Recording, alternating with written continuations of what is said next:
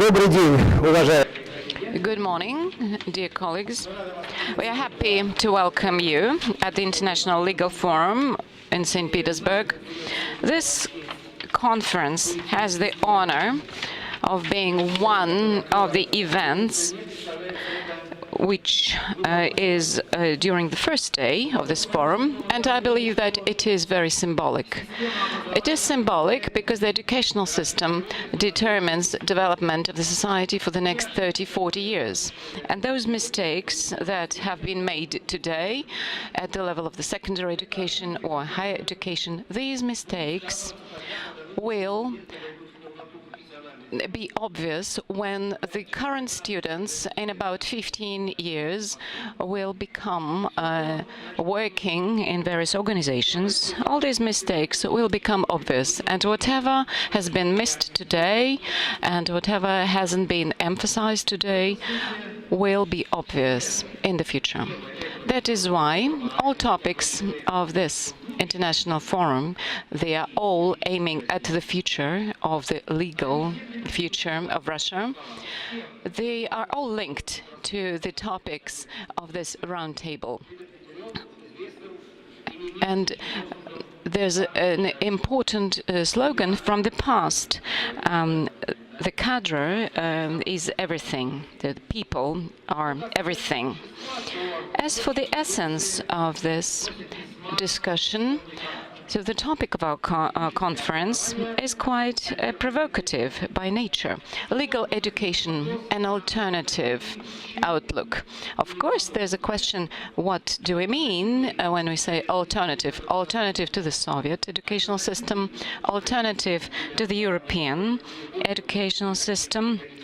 We are in the process of transition to it, and maybe we don't want to, we are reluctant, and we want to have this alternative view, alternative to the opinion of employers or maybe faculty of legal universities, or maybe alternative to the opinions of consumers of all legal services, because we all come to lawyers at some point in our life.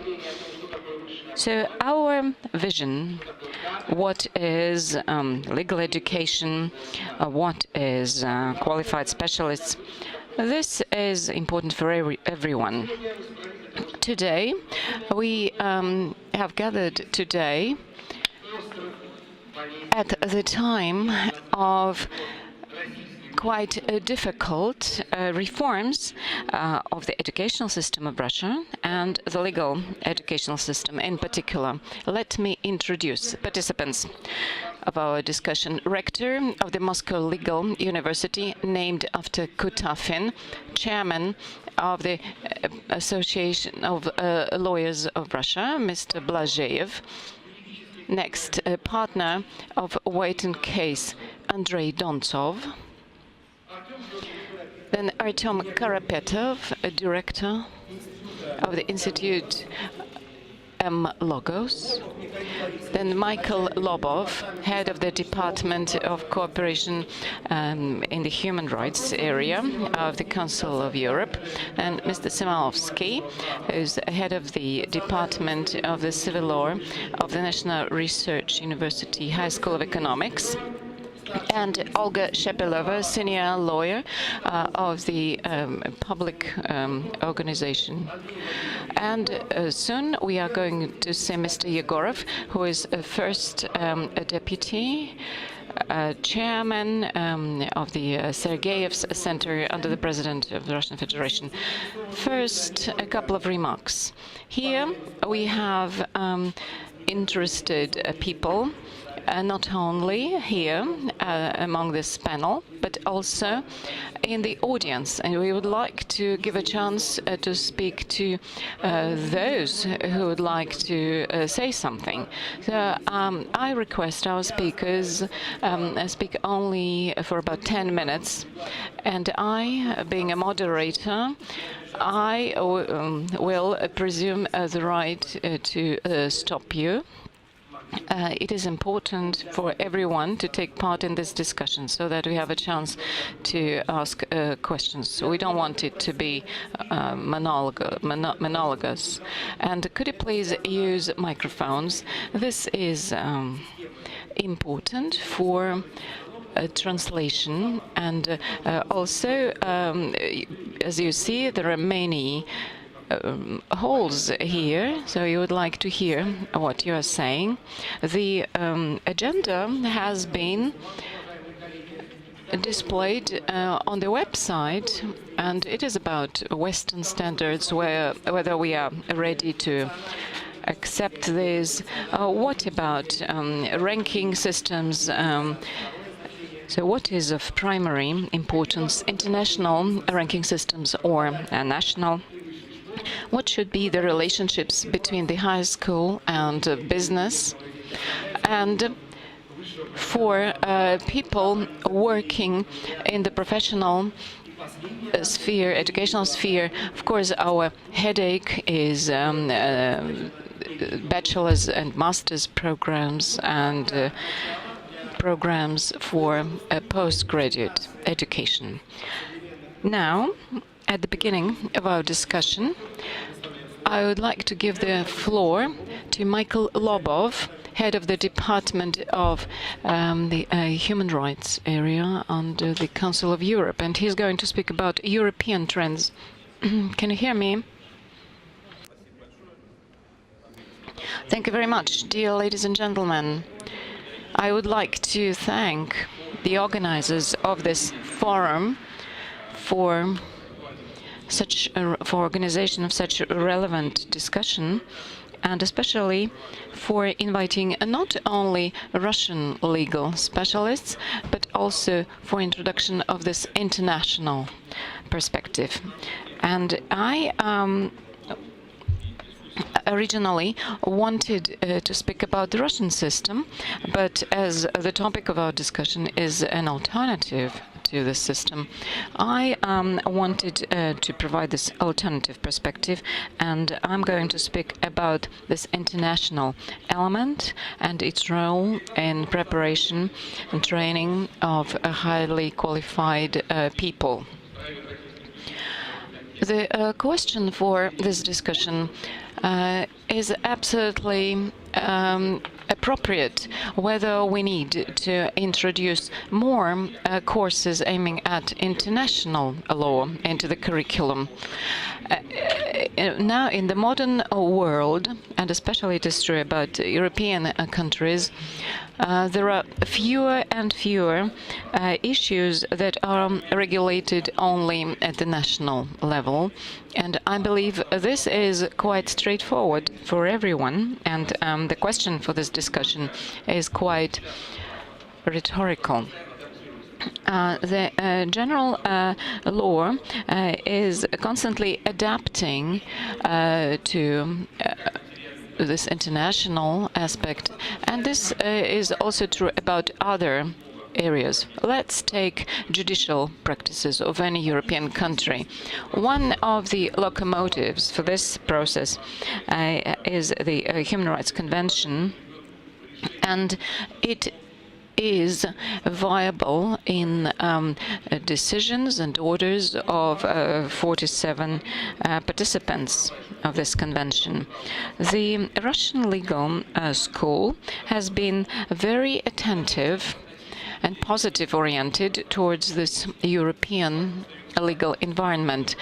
But even if we remain critical, we see that the international law is now penetrating more actively into the texture of national legislation. And now let's take a look at the legal educational process, how it is structured in Europe. As for true integration of national and international elements is not taking place, and this is my second statement. I believe that the educational process or curricula are not reflecting the integration or integrative processes. And it doesn't mean that international materials are not present.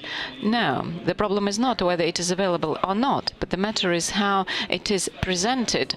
Very often, these courses are like special courses which students take after some national law program, and largely these students view this as something external, and they don't develop their creative approach towards incorporating these aspects into their practice.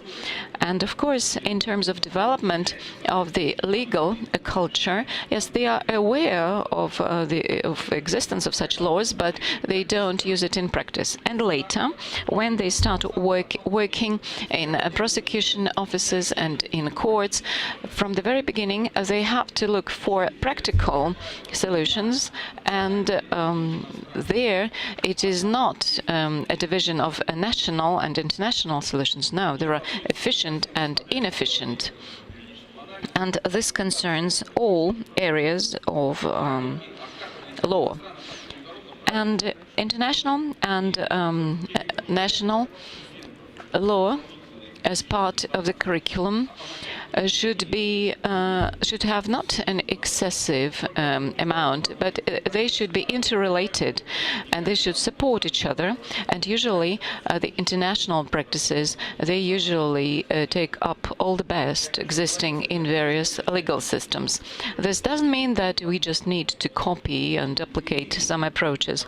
No, but we should develop and train other graduates to use them.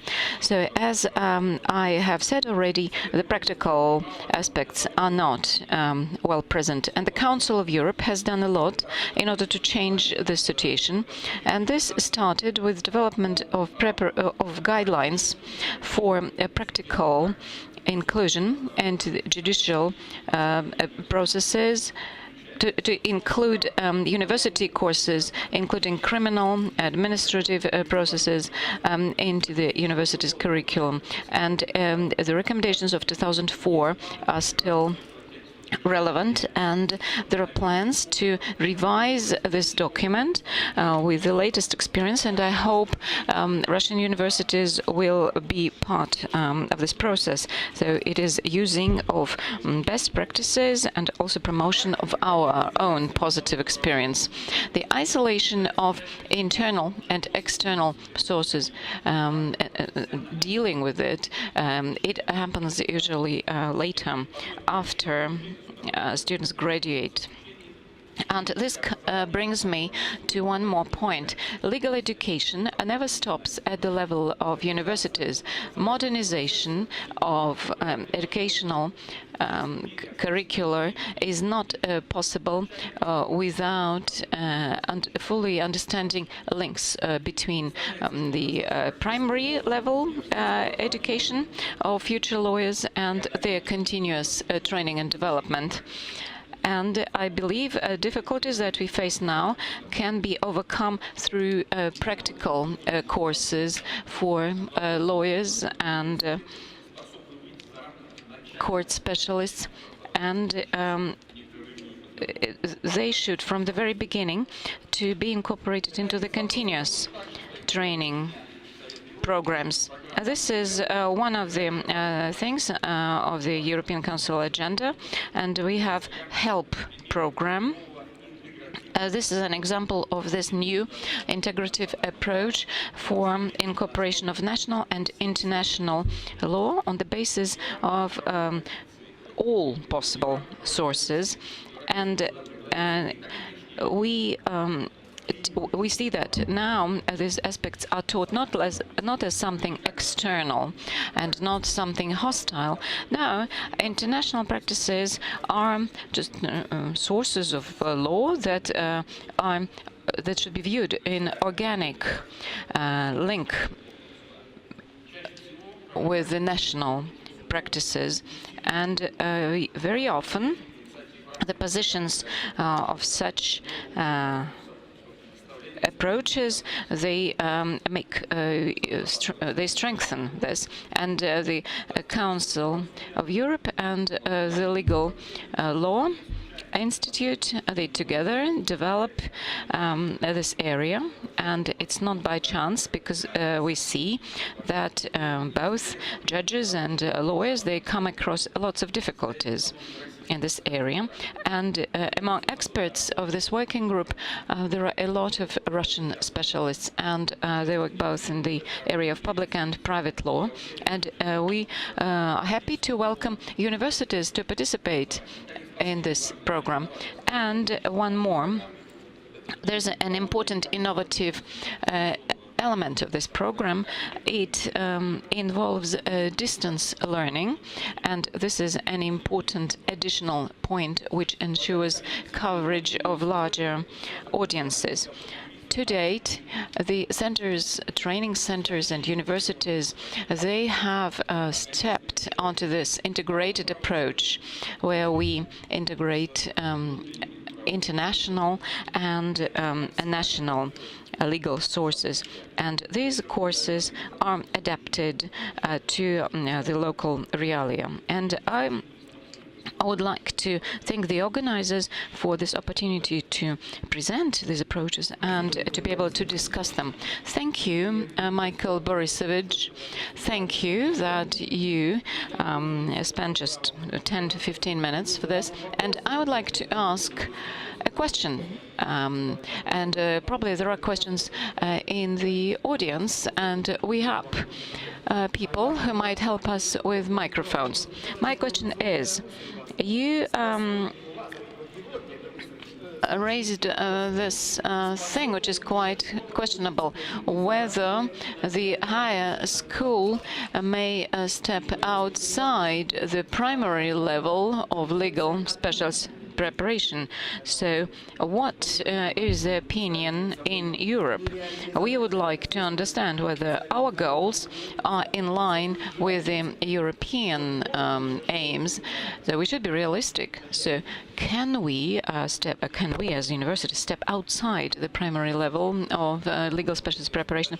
Thank you for this most interesting clarifying question. I believe we have started it already, and in many countries of Europe it is obvious, and I'm sure that it has already started in Russia. And this example that I used, we work with the National Law Institute. We try to provide development programs for judges. I believe some elements of it should be used at this primary level of university education. And this pan-European help program, one of its tasks is that to include not only already acting judges and lawyers, but to incorporate it into a university curricula from the very beginning. But we are still at the very beginning. This program started only 5 years ago, and Russia actively joined it only this year. So, but I believe it has great future.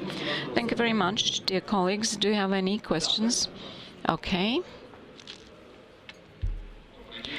Good morning.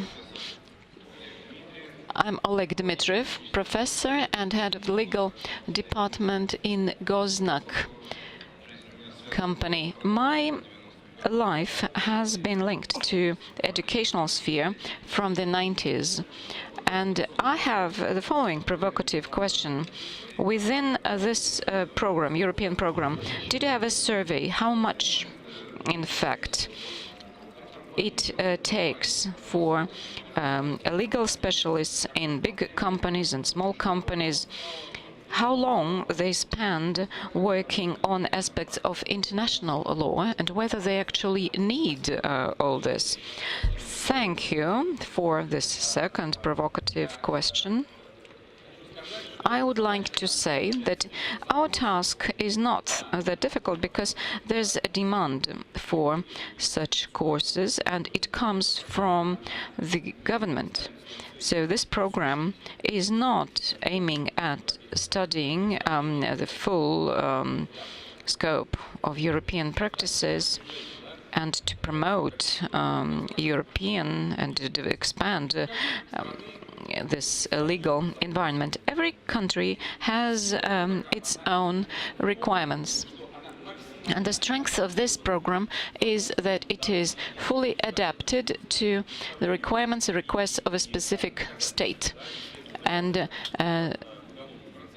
legal procedures, for example, which are being established for Russia, for example, all this is fully adapted for Russian judges, and we emphasize this. So we are working on those things which are interesting and important for the local specialists. And later, this course will be available through distance learning, and this will enable larger numbers of people to get educated. So we start with a specific requirement, a specific request. Mostly this concerns judicial processes, because the convention is mainly used for procedural issues, and together with participants of this judicial process in a specific country, we determine what should be done and what best practices can be incorporated from international law. Well, thank you. More questions? I don't see any. Now I give the floor to the director of the Moscow State Legal School, Viktor Blaženov. We have 3 representatives of the Moscow Legal College, so you will be hearing from us more today. Thank you so much for giving me the floor. Now, my vision on legal training cannot be called alternative. I am a veteran in training legal profession, and I put value on things that we have achieved, on the results that we have at hand.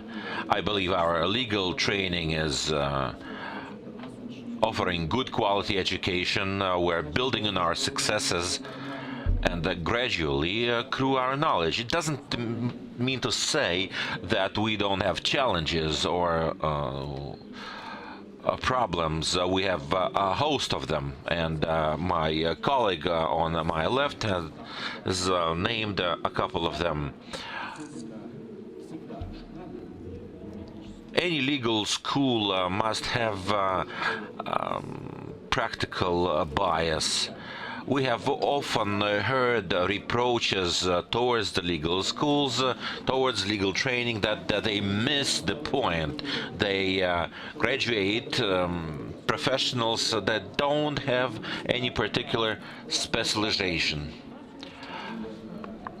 Well, there is probably a good point in this criticism, but on the other hand, it is really and realistically very difficult to identify real needs. Especially this was the case earlier on in the history of our nation. It is only recently that we have a legal profession in any company, big or small.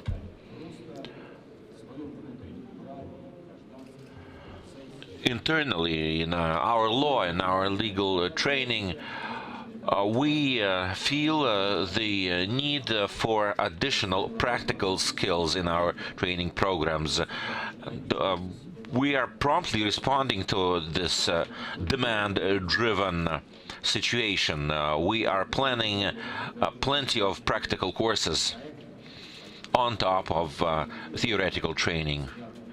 And just recently, just this year, we are offering a huge project involving potential job creators, employers, banking community, our majors like Lukoil, large legal firms, the Ministry of Education.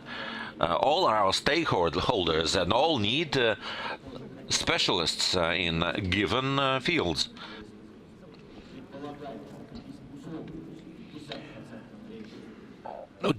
In general terms, we hold it that a student must sit in a class and 50% of the time must spend outside the classroom at a practical in practical situations.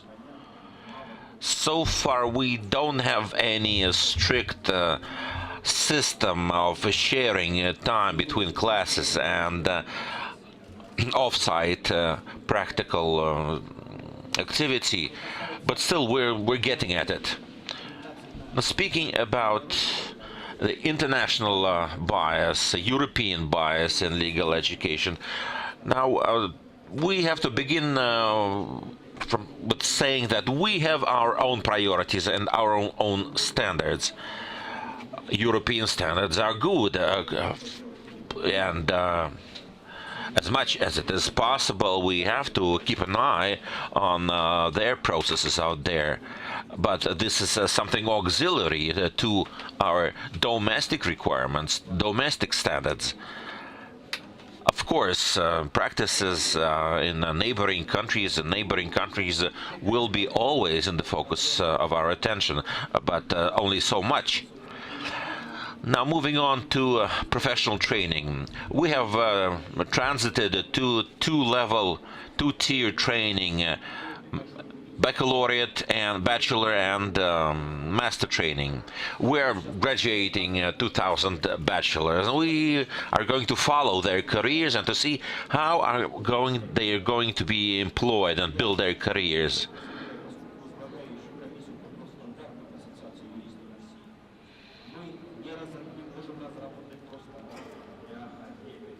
Now, another important thing to bear in mind is that we simply cannot accommodate every individual need of legal training.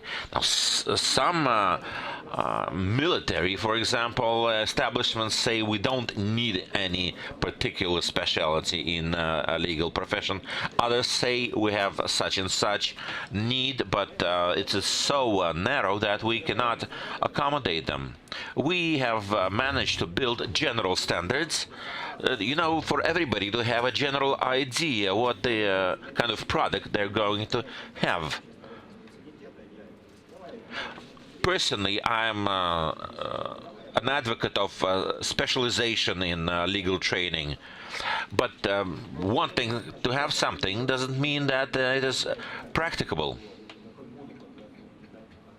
There are so many things speaking in favor of a standardized approach in legal training. Any standard training is pliable and lends itself easily to specialization. Now, for example, anyone aspiring to be a judge has to have basic standard legal training, systemic training. The beauty of standard training is that an individual can choose his own trajectory, his own pathway in his professional life. Now, we have so many ample proof of this that we are pretty much firm in our position. We're committed to the idea of a single training program, not a multiverse of training. Now, moving on to master training, this is a very challenging issue. The system of major training is simply non-existent. We have destroyed what we have had without offering anything else. We don't have a system coming online anywhere soon, and there's no center that would have an ambition or a mission to build this system from scratch. It's all very fine to talk about legal science, legal practice, and amalgamating all those two, but it's another thing that master training as a system of education comes online. I personally believe that any legal specialist must write a thesis. Without such a thesis, you don't have a Schwerpunkt, as they say in your training career.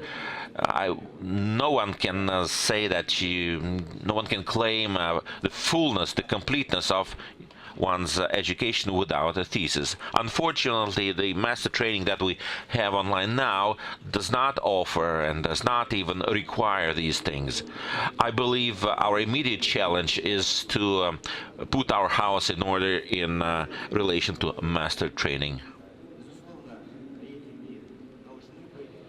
Speaking about ratings, now of course the system of ratings is an effective tool, useful tool. International ratings are good, but we must have domestic ratings as well. It's all very nice to talk about mainstreaming ourselves into the world trends, into global trends, but it all starts at home. As charity does, so does training start at home. Our first and immediate challenge is to build talent to meet the demand of our local customers, firms, and job creators. It's, in a way, an additional luxury, a value added to the basic education.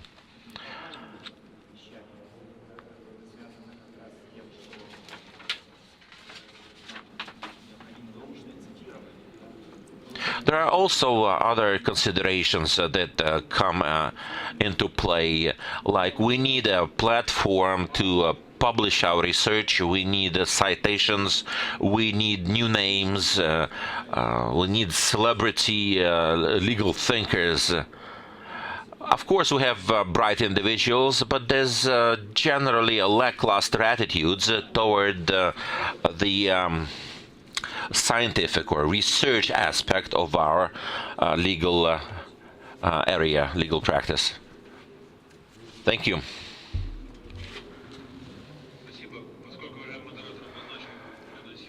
Thank you.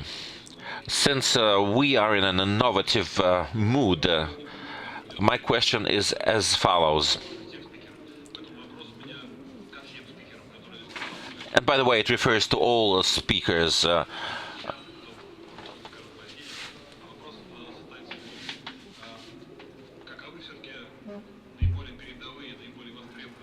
What are most innovative approaches to legal training in foreign countries? Is it case-by-case training for a customer-driven demand, or is it massive training of generalists? I have had conflicting reports coming from France and Bulgaria. They have a trend to individualize training of judges from the early stages of university education. Judges are the cream of the profession. Does it make sense? Is it worthwhile preparing a judge from the first class on?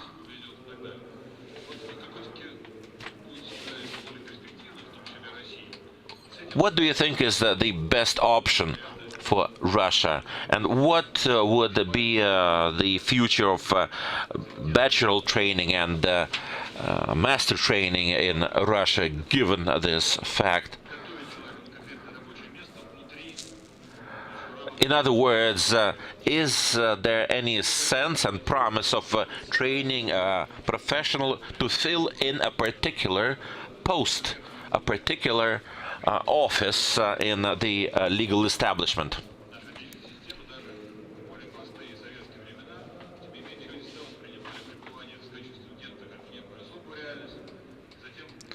Or maybe you have another vision of legal training. First, everybody must brew in a primordial soup of the legal professional to distill the talent to to move on with their careers. Can you hear me? Good morning. Good morning.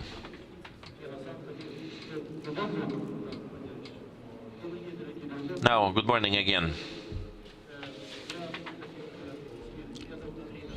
Andrei Tontsov is my name.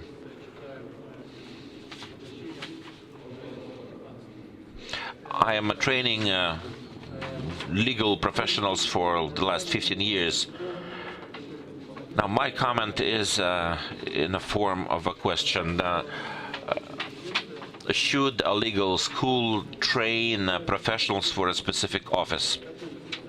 Now, of course, there's a whole list of wishful points. Every company would like to have a ready-made, custom-delivered specialist. Let's take as an example American professional training.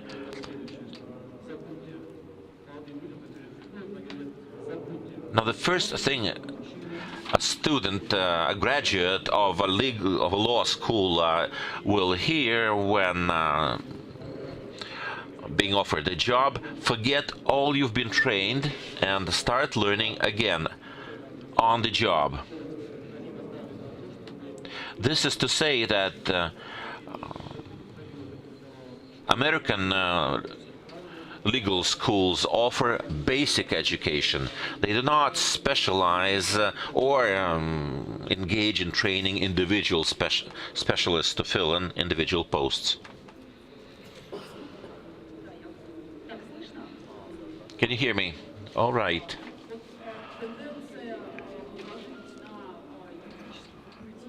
Now, the trend to download all the challenges and the problems of training professionals on the educational establishment, on law schools, is a hopeless proposition. A law school is there to offer a basic training.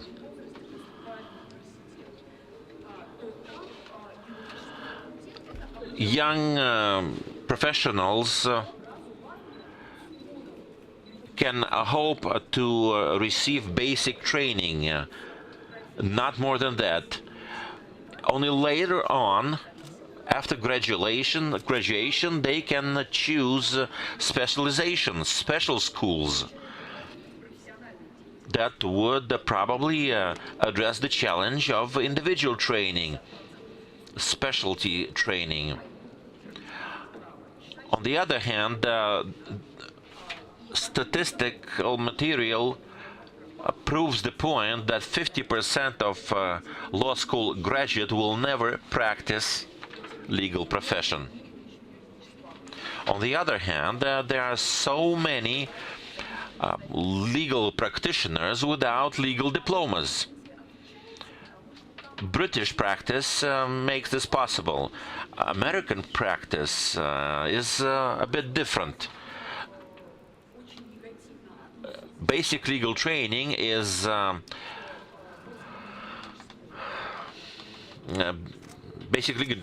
being offered outside the bachelor course.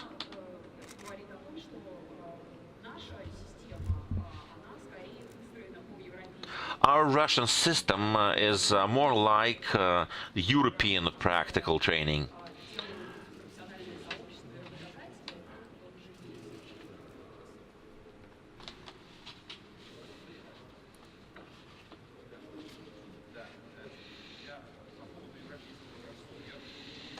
Speaking about European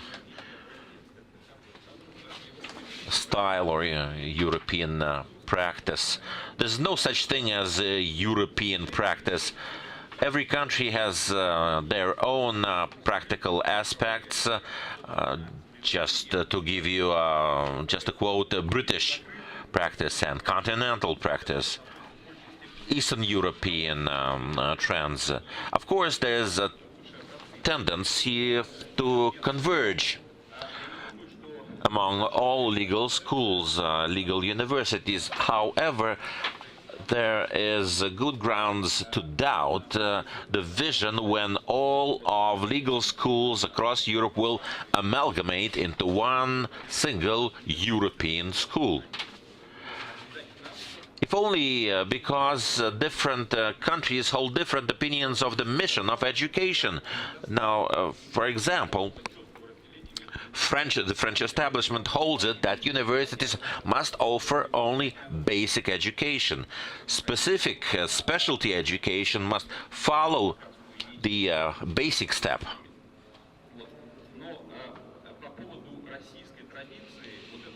Speaking about the Russian traditions, our tradition of university education, which was a butt of so much criticism,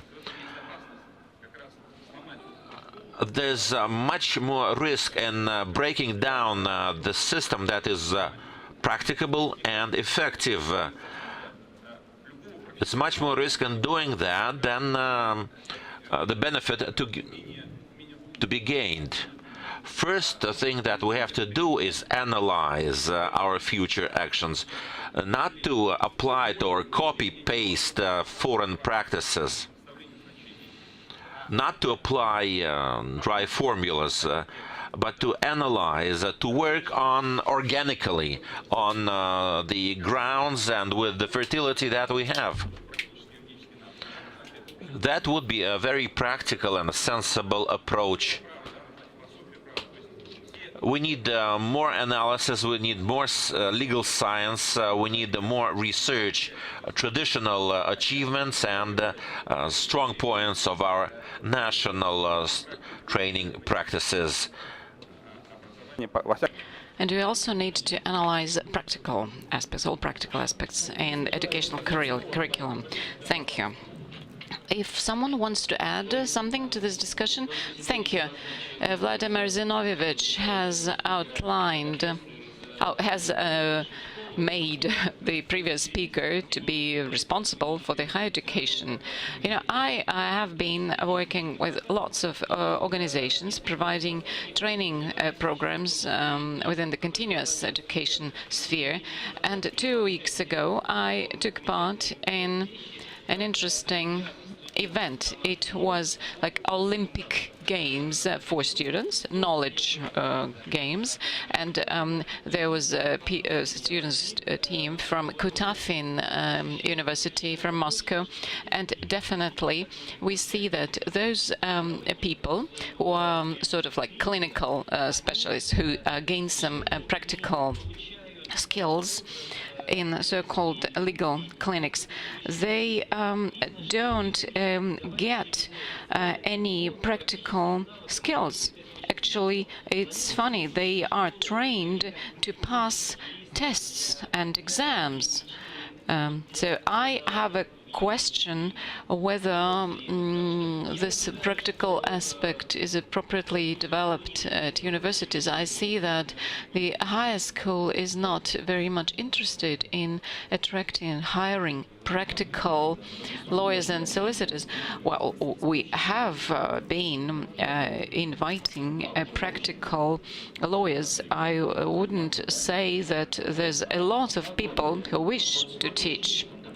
But still, you know, fundamental courses are read by our faculty, because these are members of our permanent staff, and they represent classical legal schools. And as for practical courses, I'm absolutely sure that professors who don't have any legal practice, then they cannot teach such courses. You're absolutely right. Otherwise, it will be still a theoretical course. That is why we have been inviting lots of practicing lawyers and speaking about advocates and solicitors. We have a department, and we have excellent people giving seminars and master classes, and of course we artificially distinguish the whole pool of knowledge into specific areas, and this is done for the sake of the curricula. But later, students need to be able to accumulate all that knowledge again in their practice. And I had a similar problem myself when after graduation, when I had to do it in practice. So we have been inviting them a lot. Hello, I'm a lawyer, a practical. I'm a tax lawyer, and I'm one of those who gave lectures on taxation in the Kutafin University. So I would like to share my opinion. Okay, you come there. So my task was to give a lecture on profit income tax regulation, and my idea was to demonstrate how difficult it is. And after the lecture, some girl came up to me and she asked me about some European convention on responsibility and liability of legal specialists, and I said, sorry, this has nothing to do with the taxation and what I described. And I also participated in an exam. You know, it was like, you know, spaceships in the Bolshoi theater, you know, really.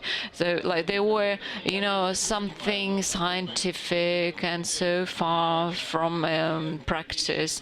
You know, if you try to introduce practical things into your education, and if they never have to deal with it, okay, they attended a lecture, but then they don't use it in their assignments or thesis, and then they do only something theoretical and research-based. So I agree with the previous speakers that after university there should be some practical level, you know, and it should be more formalized. You know, the students cannot do it themselves because, okay, they listen to a certain lecture, but then they need to be able to analyze and to find some practical applications, because so they have to make up lots of things.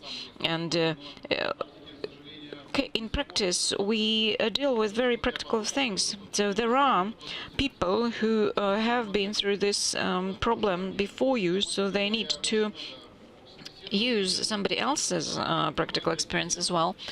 Then I remember when a student comes to you and you ask this person, okay, what methods of taxation are there? Okay, but what are VAT taxation difficulties? Okay, what are arbitration practices in this area?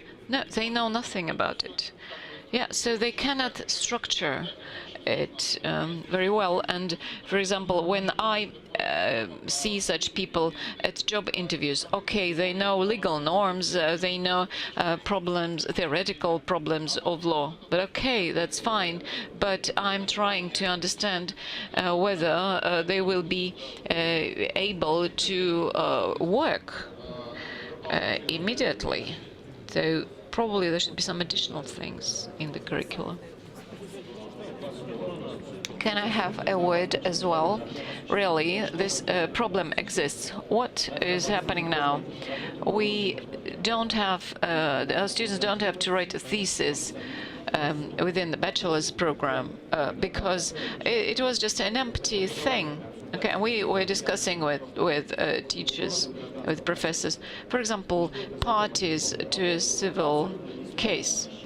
This is a topic of a thesis, and what is it? What is it? It has nothing to do with practice, and we, you know, we are against plagiarism, but these people, they have to put together lots of things. They cannot offer any disruptive things. And as for master's thesis, yes, we agreed that these will be individual projects of students, and this transition to this practice-oriented training, when 50% of time they spend in the classroom and 50% it is their practical work. This will provide a basis for this combination of theory and practice in their thesis, end of term, end of year thesis. Okay, thank you. I cannot keep silent, and I would like to add, and I would oppose a student who comes to lectures and he said, "Oh, I found these judicial practices and now I can generalize it." So I immediately give a bad mark to this person because they cannot refer to practice. If there are 5 presidents per year in a country, then it's fine. Okay, you can learn these cases and you may expect that this will be the basis of your work for the next 10 years. But if we have 17 amendments to the criminal code, per month, and so it means that the practice they studied yesterday, tomorrow will become history, and we'll have to work with new norms, and there will be no teachers. So I believe it is better to deal with this science fiction, legal science fiction now, when there's a teacher that can assist him. For example, arbitration process. Yeah, we study that, but this code will become history even before they graduate. Okay, they know all instances, and I wouldn't emphasize it. So I'm against this practical knowledge. Okay, I have one question to you.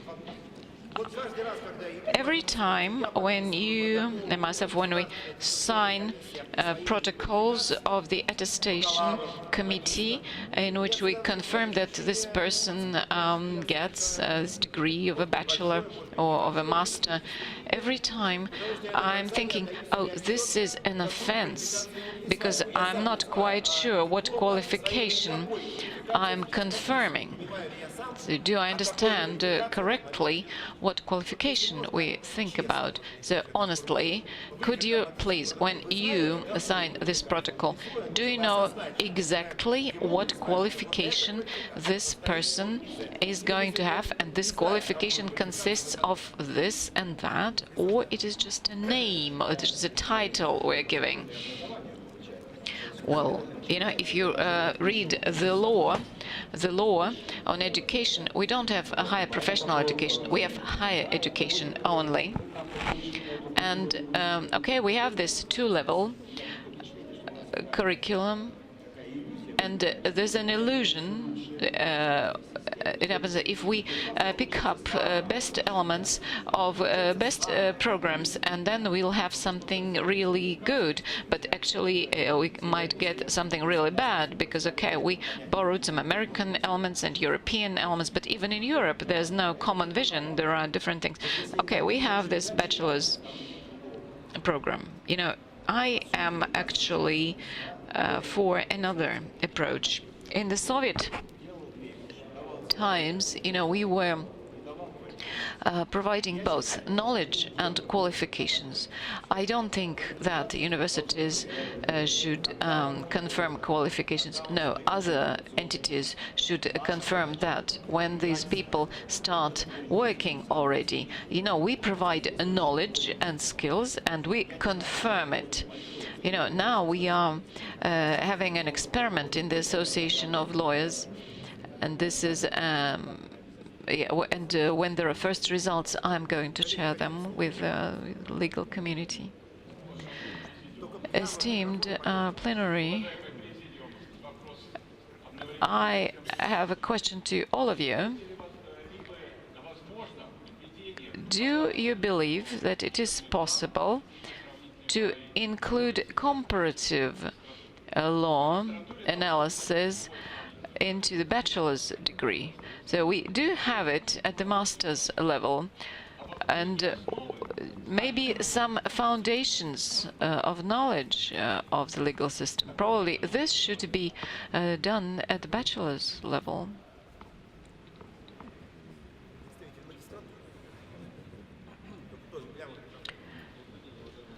Good morning, everyone. Maybe I will use another microphone because this, yeah, it is better, right? Okay. I represent master's programs of the private school of law, private law school. I don't think that it is absolutely correct to say that we need to deal with such specialized disciplines like this comparative law study. Okay, I know what this is. Okay, so property rights, for example, in France and Germany, it is too general. I believe more promising is dealing with some specific legal issues when we compare international practices. For example, the fairness principle, and when we see where it comes from, how it operates in France or Germany, or liabilities fulfillment, and we then compare. So this comparison is needed to understand certain norms, where it comes from. I understand that in taxation, yeah, a lot changes very often, but if we take private law, only specific items are changing, but global foundations are the same, and I don't think that it is necessary to give lectures on specific items. So I and even to transfer all this knowledge within those disciplines, it is impossible. You know, we need to develop the skill of comparing. Okay, if you don't understand it, if you couldn't find it, in the Russian sources, then you need to analyze whatever materials you can read in French or German or English. So we need to develop this skill. So I believe that this comparison, we don't see good comparative descriptions. That is why we need to develop this understanding. Okay, our law came from some international law. Okay, Latin law, then Germany, and all that. So we need to develop this understanding. Yeah, this is briefly what I wanted to say. Thank you. I'm from the Russian Legal Academy. My name is Vladimir Gurev, from the Ministry of Law of Russia. You know, in continuation of this discussion, I would like to speak about the national context of training of legal specialists. I believe that we are facing this huge challenge of internationalization. Really, we cannot ignore this international context, and we need to understand that even if these graduates work here in this context, and if they come to law making, then all these initiatives, new amendments to laws, this is mainly borrowings or adaptation of international laws. So my question is, how well, and from the organizational perspective, our legal universities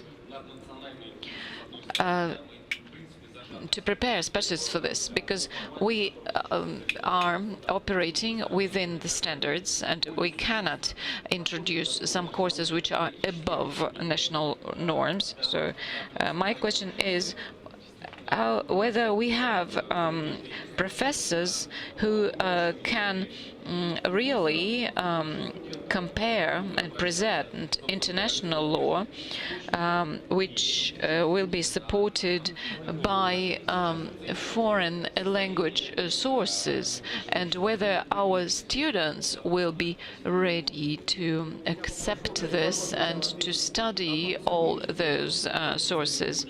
Okay, I would like to ask Ms. Zimanowski to comment on this.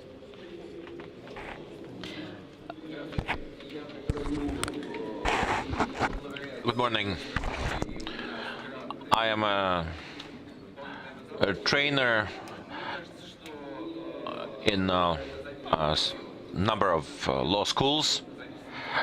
Now, the answer to your question depends on a particular law school. There are law schools where all students are proficient, or almost all are proficient in foreign languages. There are law schools where students simply do not speak any foreign language, period. Therefore, mainstreaming international practices read in foreign languages is simply fiction, is wishful thinking. Now, if you allow me to shift the focus of our discussion to something else.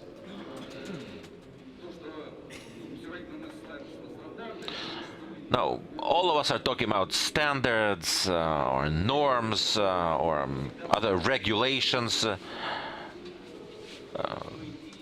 being a bit offline from the requirements of the market, of real company needs. Our vision of what we want to see at the end of the education process and the actual output do not match.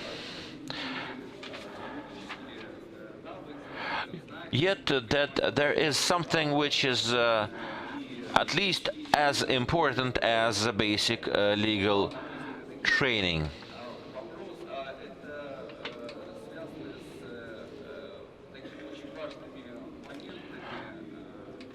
And this includes things like communicating.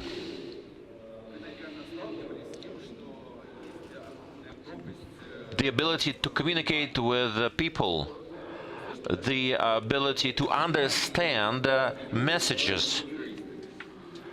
You probably have been in a situation when a legally trained person is talking to a lay person. They simply don't understand each other most of the time.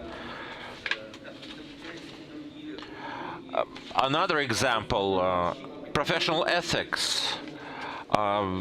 Controlling the conflict of interest in the legal profession, drafting documents.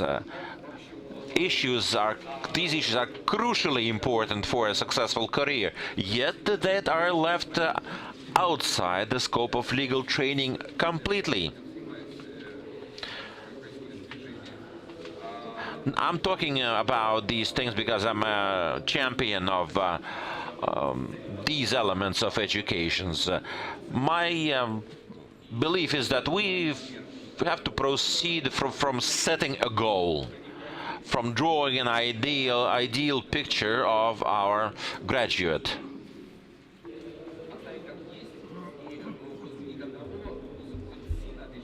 Otherwise, things could be left as they are, with graduates of one law school being so different from graduates of another business school. Now, returning back to the standards.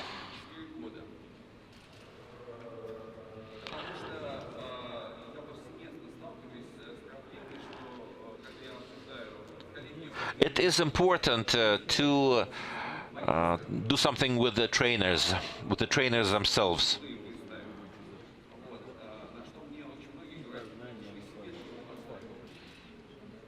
Now, I've often hear a piece of criticism which goes like this. Now, scoring or attributing a low grade to a student means that you failed to train a particular individual. Now, we have to ask a question, what a trainer is. Is it all right to graduate just anybody? Or we are duty-bound to graduate only the best and the brightest? Dear colleagues, we have to move on with our discussion. I will move on with the list of panelists. Andrei Nikolaevich Dontsov, a partner of White & Case law firm. Good morning. Can you hear me? All right. My name is Andrei Dontsov.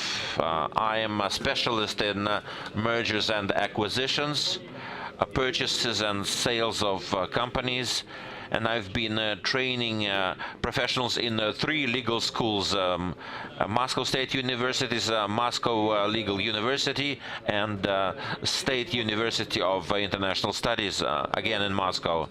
Well, first and foremost, I would like to thank the organizers for the invitation to speak at this forum on this subject matter. Education is a hot item just about anywhere, and in the legal profession as well.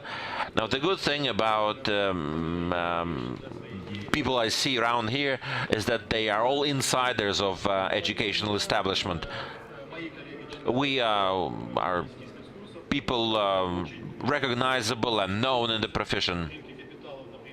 I'm reading courses on the capital markets, a theoretical course, as well as practical master cases.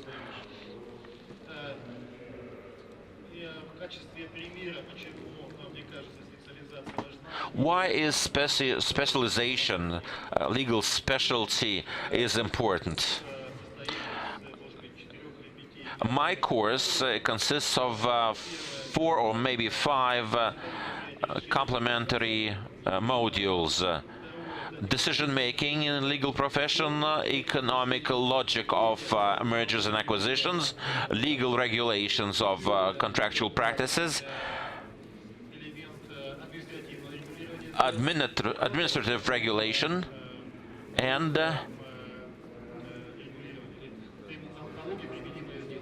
taxation as applied to M&A transactions.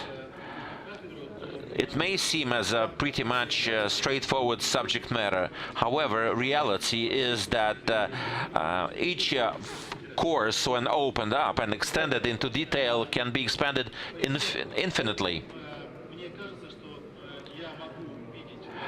Therefore, I believe I'm in a good position to see talented students.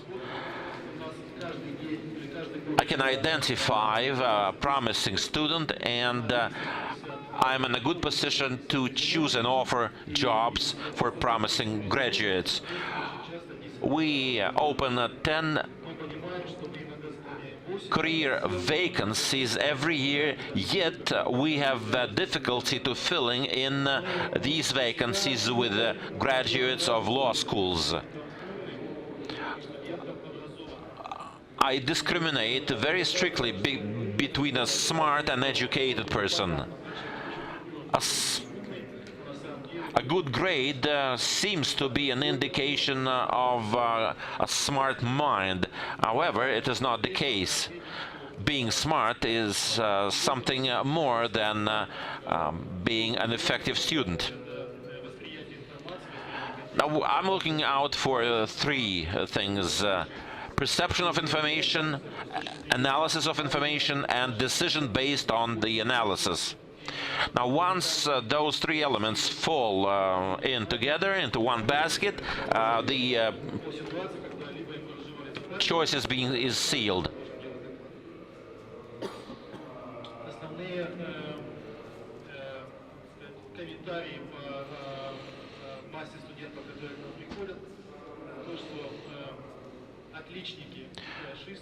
The main point that I want to make about the mass of graduates is that even the good graders and the excellent graders can fail a very elementary interview through the fact that they lack analytical skills.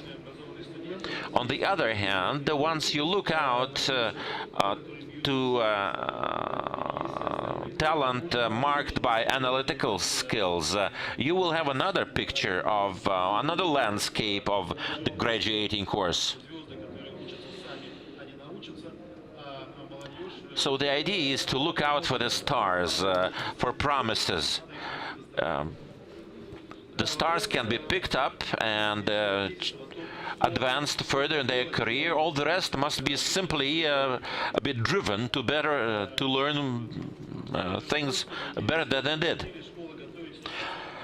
Now, the first question is that we've been being asked here: should law schools prepare specialty professionals? Some say yes, some say no. My answer is that they all have to have basic legal training with aspects of specialization, period. Should we increase the standard of accountability on the part of professors? Of course.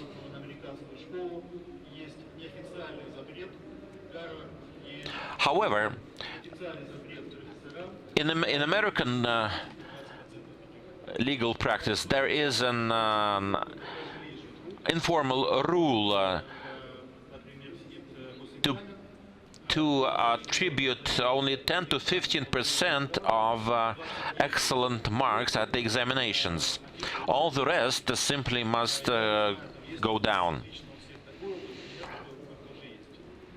Actually, my practical career as a trainer substantiates this rule. I also practice 10 to 15% of excellent marks. Another way to go is to talk more, to communicate more with the practicing legal firms, and to have a better understanding of what they need. Probably the gap is not as big as it may seem. My practical advice would be as follows. First of all, make a compilation of questions that you ask an applicant during an application interview. You simply cannot ask questions that fall beyond the field of knowledge of an applicant. So one thing I would advise you to do is to collect all the questions that you will ask and mail it to me. I will reciprocate with my list of questions. Another way to go is to ask the practicing lawyers to read master classes based on practical exemplary cases, and to do that more often.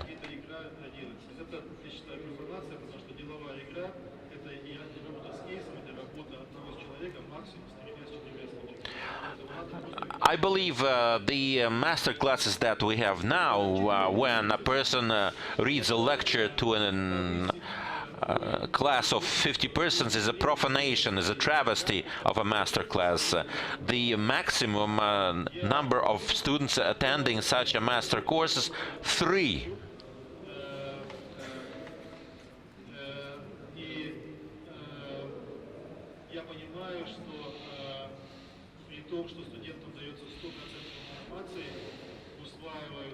Now, I do perfectly understand that out of all number of students that are in the auditorium in a class, only 2 or 3 individuals would grasp the idea and the information of a lecture that they're being read to the tune of 80 or 90%. I often do experiments with the students. It's a hobby. Now I'm telling them, if you have an ambition to build a career, you have to know at least three exemplary cases in corporate law. Now, I will give you these cases to study, to research. If you will know the material, you will be a successful career. Just make a guess how many students would go and read my material. 1, 2 at best.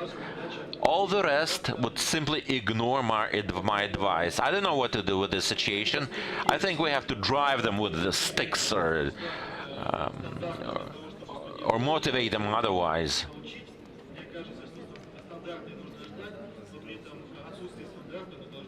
Standards are all very well, but lack of standards cannot be an excuse to let our sleeves down, as we say. Thank you.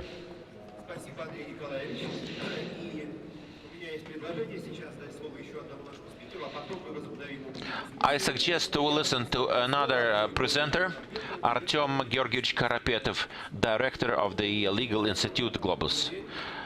Good morning.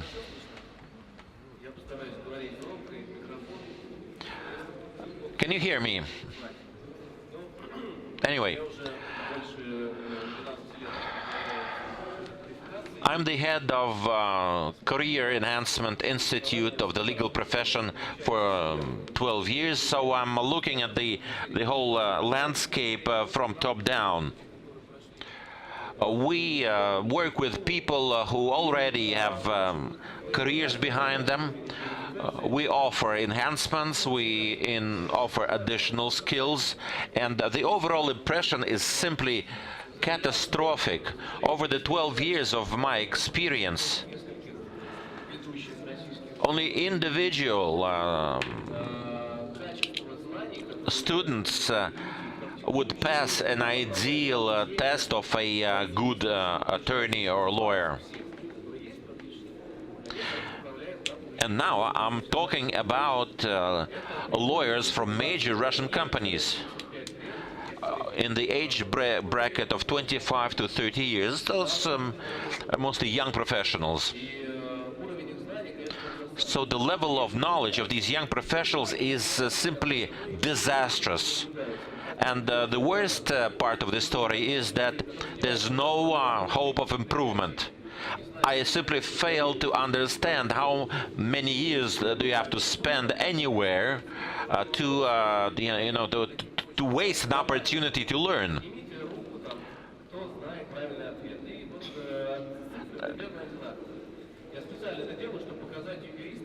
I start with a little diagnostic, asking the class some elementary questions. What I get in return as a feedback is total silence.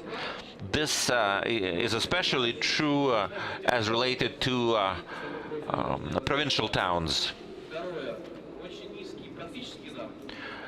Most of our students have very little practical knowledge, very little practical exposure, very little practical idea, vision of what is his mission, what he must do, what else must he learn.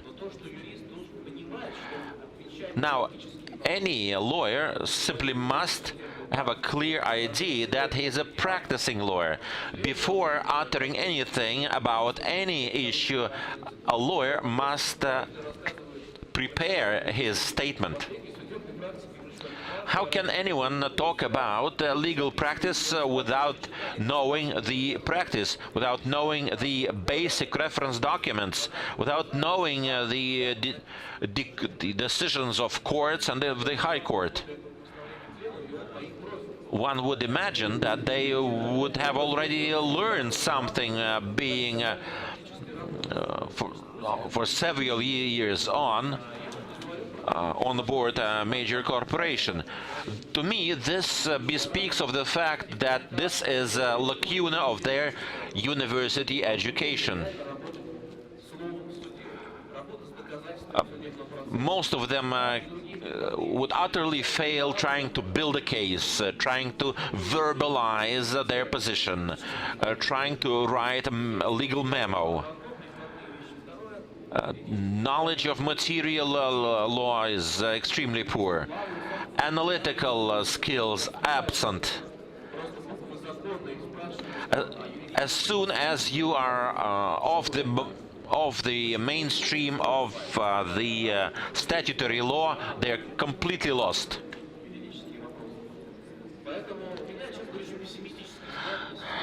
To sum up, I have a very pessimistic idea of the state of our legal education. This is not a special challenge of our legal training. This is an overarching challenge of our high school, our university education. Disaster, the D word.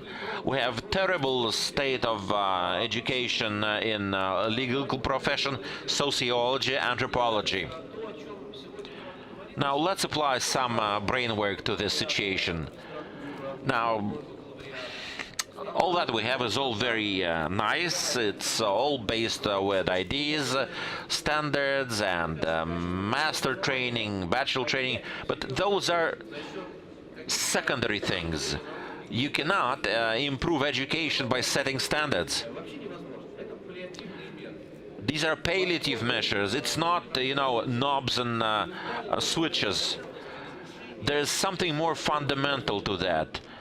And I think this fundamental thing is the match or mismatch of between supply and demand. Any education must be driven by a motive. A student goes to a college being motivated for a profession. A motivation in a profession is driven by demand, by job offerings, by salaries. There must be competition among employers. Exactly the same way legal companies compete for clients. Once we have a situation of competition, the landscape may change drastically. Market does not work and does not apply in the Russian education system. Why? One of the things is that the demand is not driven by quality. The market does not need quality education. People, students prefer to go after a diploma, not knowledge. Nobody needs knowledge. Employers don't need knowledge. They look for a diploma. It's a very paradoxical situation, and I honestly do not have an inkling of why this is so. Oh, someone has an answer. All right. Anyway, I will continue with my point. Students need a diploma, not knowledge. Universities react appropriately. They offer a diploma training, not knowledge. There's no need for effective professors. There's no need for effective books, for effective and innovative methods. Hence, low salaries of professors, low remuneration for anyone who works in university education. The amounts involved are ridiculous, simply ridiculous. I believe that janitors would receive more by an order of magnitude. 8,000 rubles, you're saying? It's unbelievable.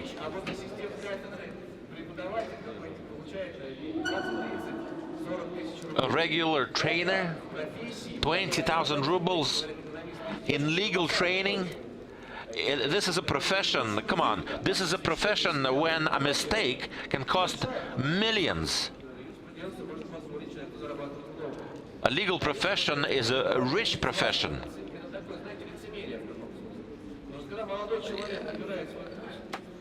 Yes, we know that some students would choose a profession according to its future salary. the well-being that it is offered.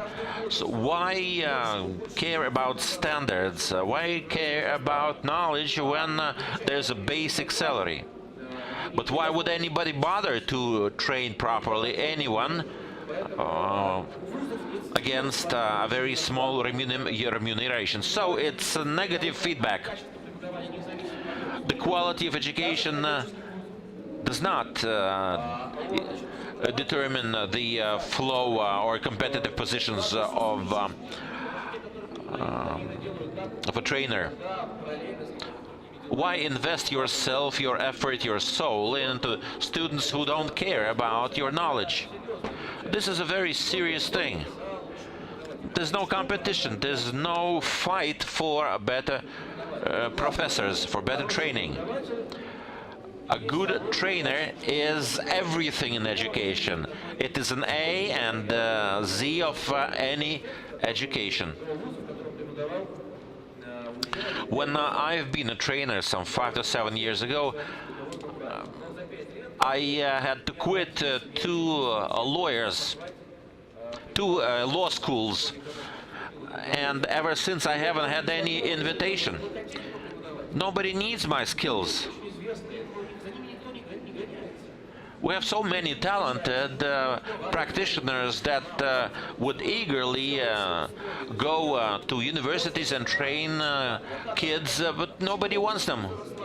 Why? Because the universities don't want them. They need a gray mass of unassuming professors that would not complain of anything.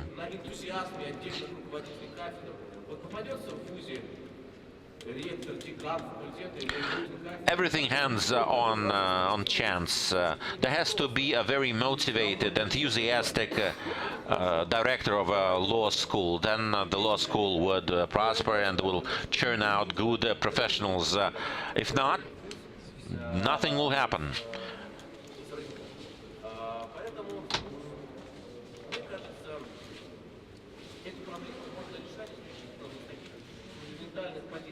In my opinion, the whole problem should be seen from these vantage points, strategic heights.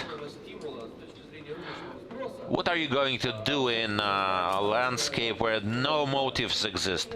How would you build a good law school? I said already that the faculty, professors are extremely important.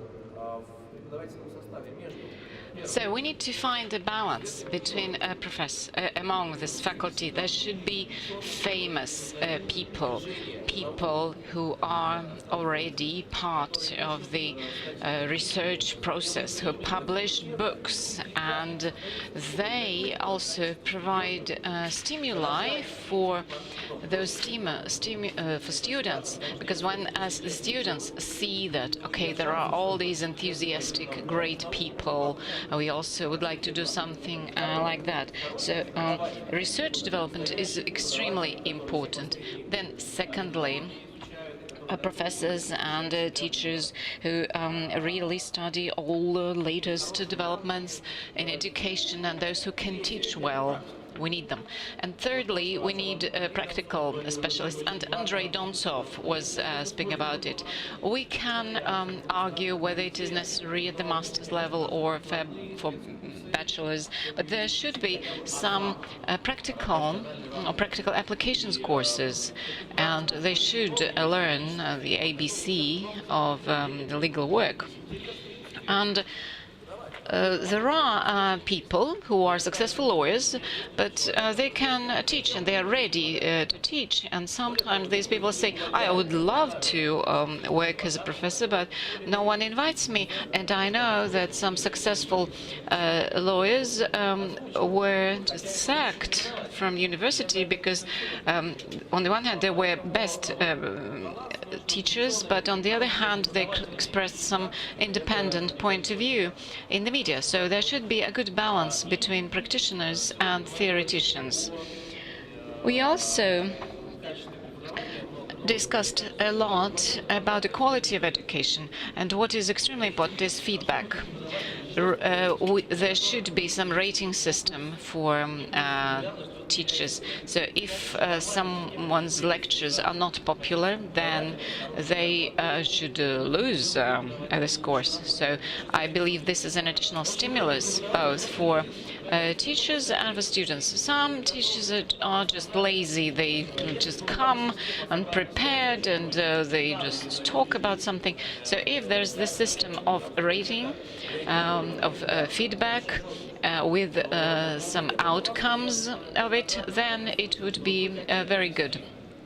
Sometimes I hear from heads of departments, they say that we wanted to introduce it, but the professors were against it. Yeah, because they didn't want to compete. They didn't want to be part of the market. Yeah, I agree that law is a national system, and I don't think that we should devote too much time to above the country level. So as for, quotation index and all that in international publications, no, this is absolutely unreasonable. So our law is very national. So no, as for American, yeah, it is part of a bigger system. And but of course, there should be some reasonable comparisons, and I agree with Mr. Yegorov, because, yeah, very often basics, yeah, they come from the international law. Thank you. Maybe some more comments? Marina Lushishkina, Faculty of Law of the Moscow University. And I'm also a part of a legal magazine. I would like to argue with Andrei Dontsov. I would like to get a clarification. What you said that we should make them learn or study. How can we make them?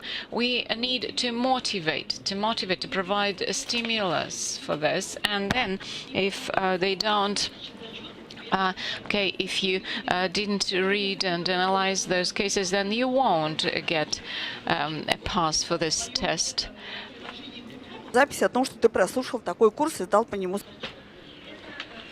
This is number one. Secondly, very briefly, I really liked what Artem Korapetov said, that he put together a theoretical knowledge and practical skills. It should be 50-50, Viktor Vladimirovich. I believe this is too much. So I believe 70-30 is more realistic, or 80-20, because theoretical education, theoretical knowledge, this is the basis which is a must. Without it, nothing is possible. And practical skills can be developed later, after graduation. So I don't think that universities should teach everything and develop everything among their students. And gaps in legal education, usually they are never filled up. Okay, people join some company, and if they have theoretical gaps in their knowledge base, it won't be filled. And the theoretical base is important for self-education, because without this theoretical foundation, nothing is possible. So people I know, sometimes they wait for explanations of laws, and when new amendments are made, people wait for that, but they never read those amendments themselves. My name is Tatiana Andreeva. I just want to make a comment. I agree with Andrei Karapetov. The quality of education depends on tutors and professors. In the ancient times, they were saying that a student is not an empty vessel, it is a torch that we should light. Dear colleagues, Tatiana Andreeva has just spoken, and she works at the Faculty of Law in Moscow. I'm Alexander Kurinoy. I am also head of a department of the Faculty of Law of Moscow State University, and I used to work in the arbitration court. You know, everything we heard today is absolutely right, but there's a little problem.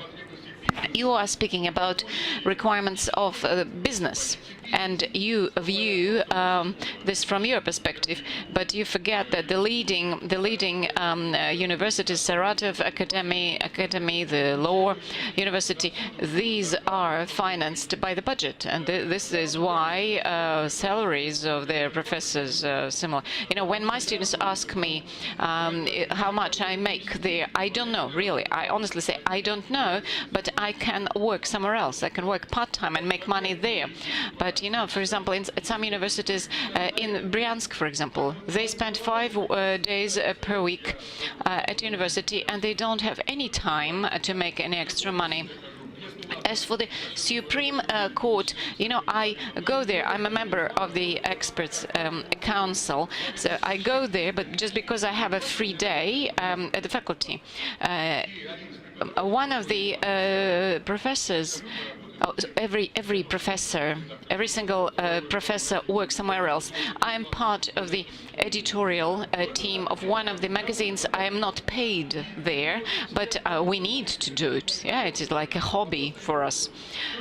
And everything we heard about the quality of education is absolutely right, but it is also linked to the state policy. I'm absolutely sure that this baccalaureate system is a way to destroy our educational system. What about Germany? They didn't agree to that system, and they train bachelors during 5 times. I can tell you a joke. 2 policemen are standing somewhere, and then you see they see some white collars, and they asked, who are you? And they said, we are bachelors. And the policeman said, who are they? Because in the past we had only prostitutes and drunkards here, and now we have some bachelors as well. So master's degree is something that people don't want. They don't understand why it is necessary. And are we against preparing practical specialists in this country? No, of course not. But you wouldn't believe me.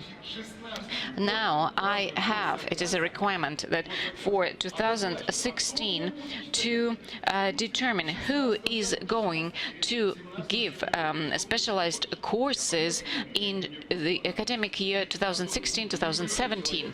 So I don't know whether those people will be still working with us, and what will be the demands for the courses. Can you imagine? But this is a requirement because we have this budget planning and all that.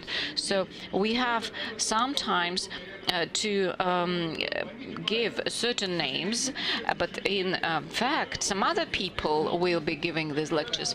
So I know business very well, and state universities is not part of the business system. So we are not independent, and this is an important thing. We need more independence. And speaking about PhD courses, you know, in order to have a dissertation or PhD course, a university should have 5 full-time professors. Why is that? I remember that in the Moscow University we had just 2 full-time professors, and the rest came from other universities. And now, in order to have this dissertation committee to allow postgraduate students to defend their PhDs, I have to have 5 full-time professors, and each of them should have 100 hours of teaching hours per academic year. So, all this is important. So we need to maybe develop some recommendations or, conclusions of this discussion. We need to refer all this to the higher levels, to the level of education, to the level of government. When my graduates ask myself, what about modern students? I say, well, it's similar. Okay, 20% is great, 20% no, they will never work as specialists, and 60% they don't know what they're going to do with their life. I'm not sure whether it is correct, but when I was a student, we joined the university after 2 years of work. And we have now a 15-year-old student. Can you imagine? So he finished school already, so he's not ready. He's not a matured person, so he doesn't understand the essence of the profession of the lawyer.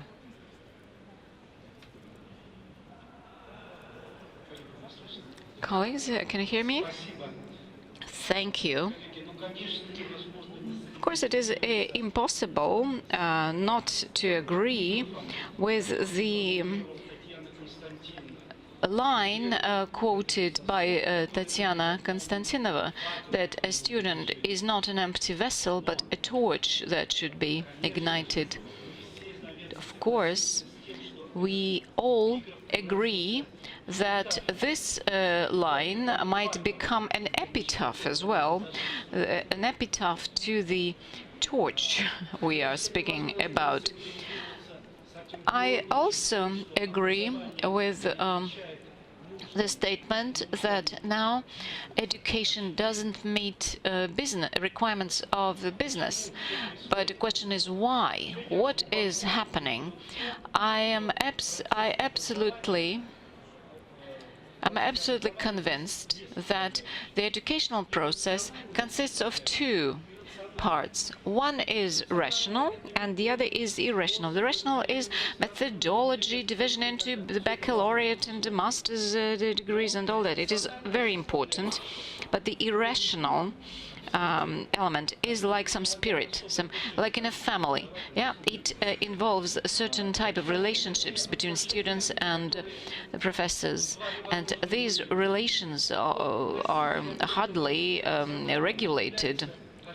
And the faculty is the carrier of this irrational. And the rational comes from the bureaucracy. And there's this constant fight between the red tape and the faculty. And this story has been familiar to all times and to all peoples, and we can provide whatever examples. Right now, we are going through such a process when this bureaucracy has power, and bureaucracy believes that they will be able to regulate the irrational part. And this leads to this mass intrusion into relations between students and professors. And actually, it is not so much necessary. I can give you an example from the life of our faculty. For example, there are commissions, and I believe they are hardly legitimate. These commissions have functions. They confirm that the PhD theses are appropriate. So one PhD student paid money for 18 months, and the topic of his dissertation was not yet confirmed or approved by this commission. So he was a member of the commercial course. So for 18 months, he had no approved topic of his dissertation. Okay, as for the balance, okay, we heard that, okay, people are looking for this balance, and there are possible approaches, but this dialectic opposition is inevitable. And my statement is that, of course, we need to minimize impact of bureaucracy on education. What do you think? But I believe it is the basis of the problems. Okay, the methodology, this division between the baccalaureate and master's programs, okay, it is fine. But I believe this opposition of bureaucracy and this irrational side is the basis of the problems. I'll try to keep my statement short. Don't you think we're hearing questions that are more like reports or status assessments of our academia? Now, in my experience, the best thing I learned is in my law school is the theory of law. Everything else is marginal. Without knowing the rules of the game, which is like holding on water for a swimmer, is the basic course in legal science for the training of a legal professional. Now let's imagine a situation that apart from the public authority, the government that expresses its wish for a number of graduates, let's imagine that communities, legal communities started placing or voicing their demand. We would need so many or so few students, specialists in this or that area. Do you think this is a viable situation? Can we go away from a monopoly of demand?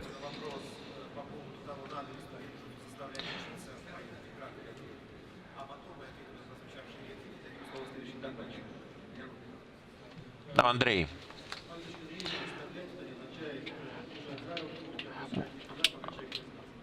Motivation is something else than enforcement. Motivation is something that emerges inside the person. Of course, there is a number of mandatory subject matters, case studies that have to be passed and passed successfully.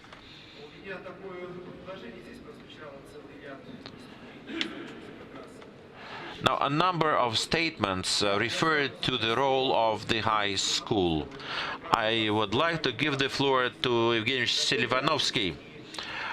On top of your presentation, maybe you will use the opportunity to answer the questions voiced from the room. Thank you. I'll try to keep my statement short. Much of things that I wanted to voice have been said already. Now, first there was a question: is the state capable of instilling standards and enforcing standards of education, or should this be a self-regulating system? I think any expectation for a self-regulatory system is false. The result will be a collapse. We have to invest some willpower and leadership into the system to make it move in the proper direction. Otherwise, everything will go downhill where it is going right now.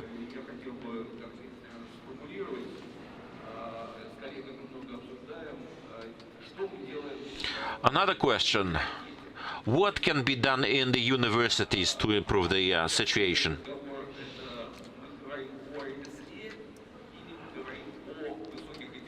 First of all, we have to differentiate between a craft, a profession, and a high ideal theory.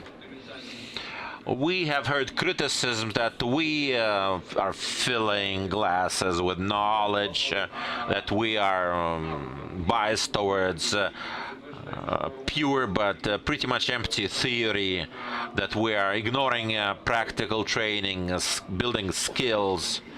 leaving the person to attend to practical needs after graduation.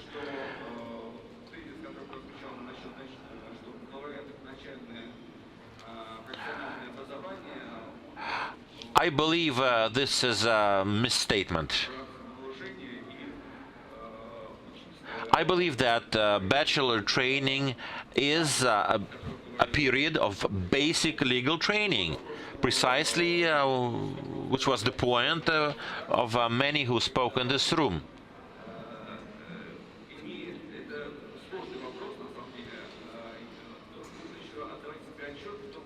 We also need to realize that we now have a landscape where public bureaucracy has the upper hand in education.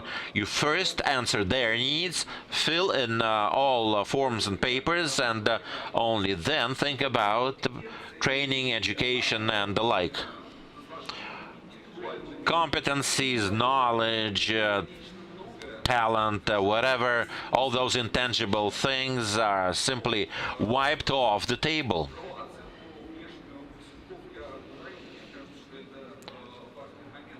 External evaluation of graduates is an extremely important point. I think we have to apply some brain work to this system. I'm not sure we will be immediately able to find an ideal solution, but the point is true that we need at least a system, that a system of external examination. I truly believe that examinators should come from outside a university. The next question was about mainstreaming into a global context. I think this is a no-goer. We simply have no resources to that. We cannot expect any tangible result from this exercise, so it's impracticable even setting the stage for this.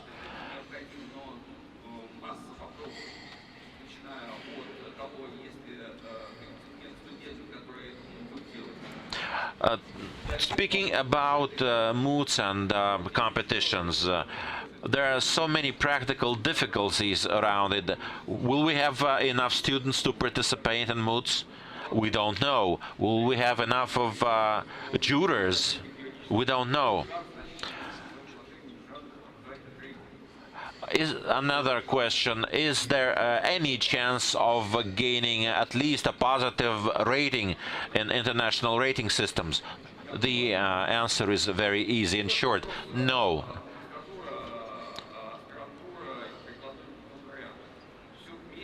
And next question, master training, bachelor training, whatever training. Practical and theoretical training. This is an abstract division. Everything is completely subdued by the bureaucracy, by the establishment. There's no sense speaking about a balance of theoretical and practical training. There's no point talking about these because everything is completely overwhelmed by bureaucratic regulation. Now everybody is saying we need good professors. All right, but where are we going to get a good professor? So even wasting time about this issue is simply impracticable.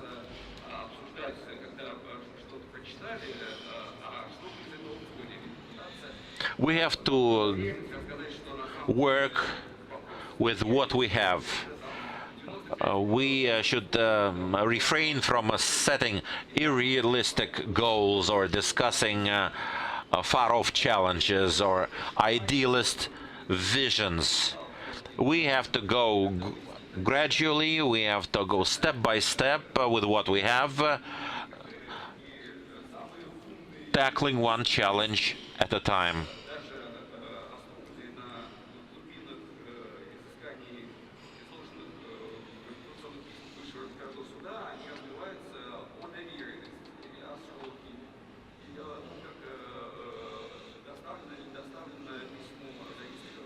Now, there are so many practical issues involved in the legal profession that there's no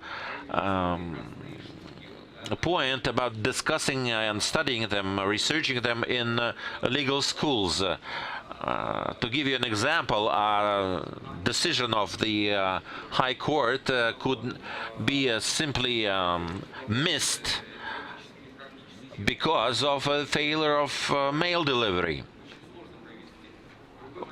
with all attendant legal consequences.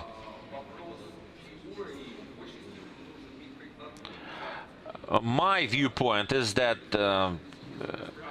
theoretical studies should be based on practical material.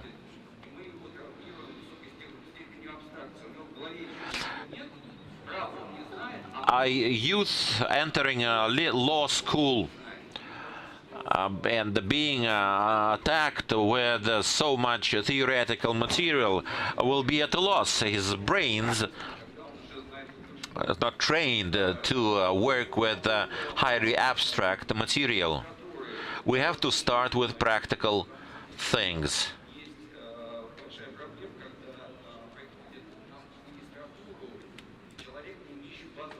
Speaking about master training, we have loopholes in the system when master training is offered to people who simply lack basic legal training. There is a possibility to enter a master training course in a law school for technicians, engineers. This is a crazy situation. I cannot understand how does that happen.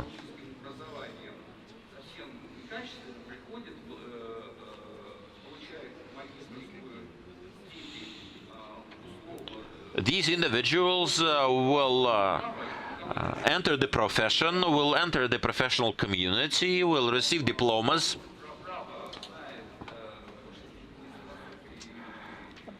In practical terms, such an individual doesn't have systemic knowledge of the legal profession, of the legal theory.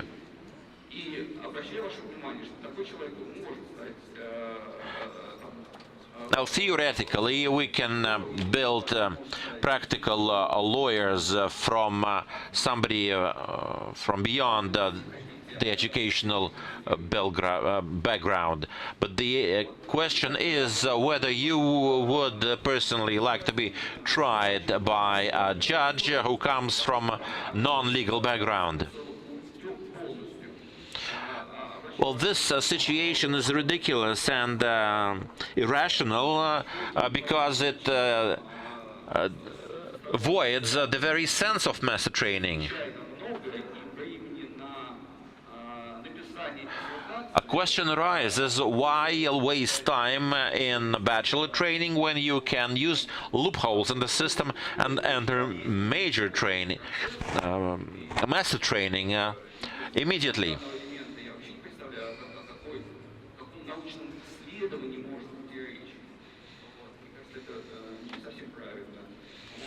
So this is an example of another inefficiency in our education system.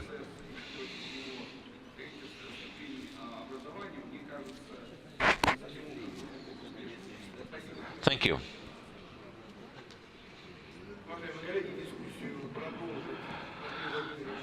We will continue with our list of speakers. Andrei Vladimirovich Yegorov. Thank you. Now, good morning. I would like to follow up on the previous statements and questions. I believe that the system cannot be allowed to self-regulate. We cannot allow the invisible hand of the market to have an upper hand. It's similar to a situation of leaving a medical patient to his own devices, to his own opinions. We have to have an engagement of professionals and clients. It is a relationship. It is a communicative issue. At least it's the way modern medicine is viewed. I think we can extrapolate this vision to the legal profession. In Russia, we have a state of total chaos. There's no ideas, no system, the bureaucratic overhang, overregulation, so many other challenges. Motivation of students, quality professors. Now, we've been hearing people saying that we have bad students. So what do we do? Kick them out? What will be left with?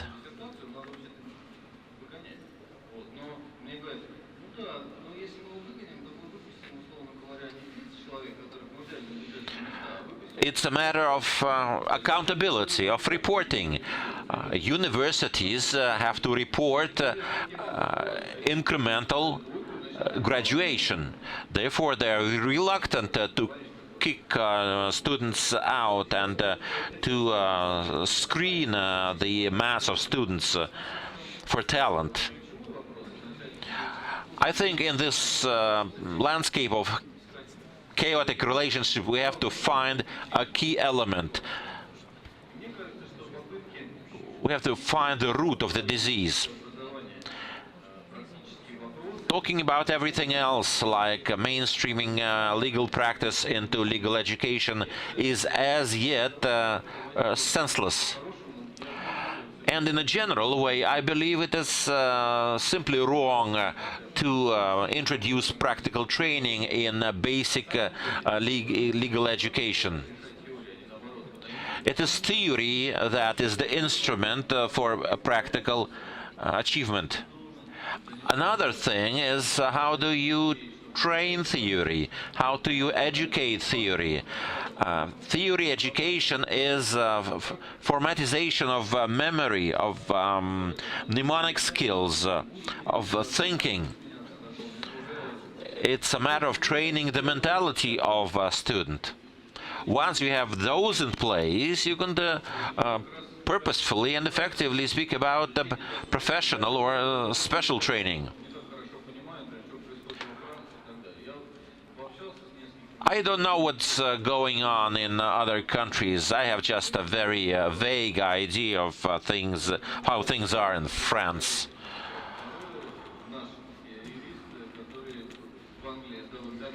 Another person privately told me about how things are in Germany and Britain.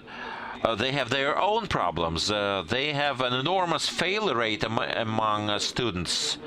It would take a Superman to, go the way of the hurdles that they must.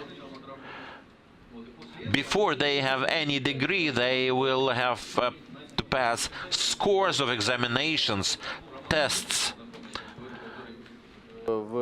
And I'm referring to one person whom I know. So he passed that examination to become a solicitor, and he said that, okay, I gave specific assignments to my students when he was a teacher, and 2 to 3 students out of 50 could send a special, would write a special document to apply to court. And so in practice we see that these practical tasks are quite difficult, but I don't know, I don't believe that, for example, we need to develop practical skills for those who will be dealing with mergers and acquisitions.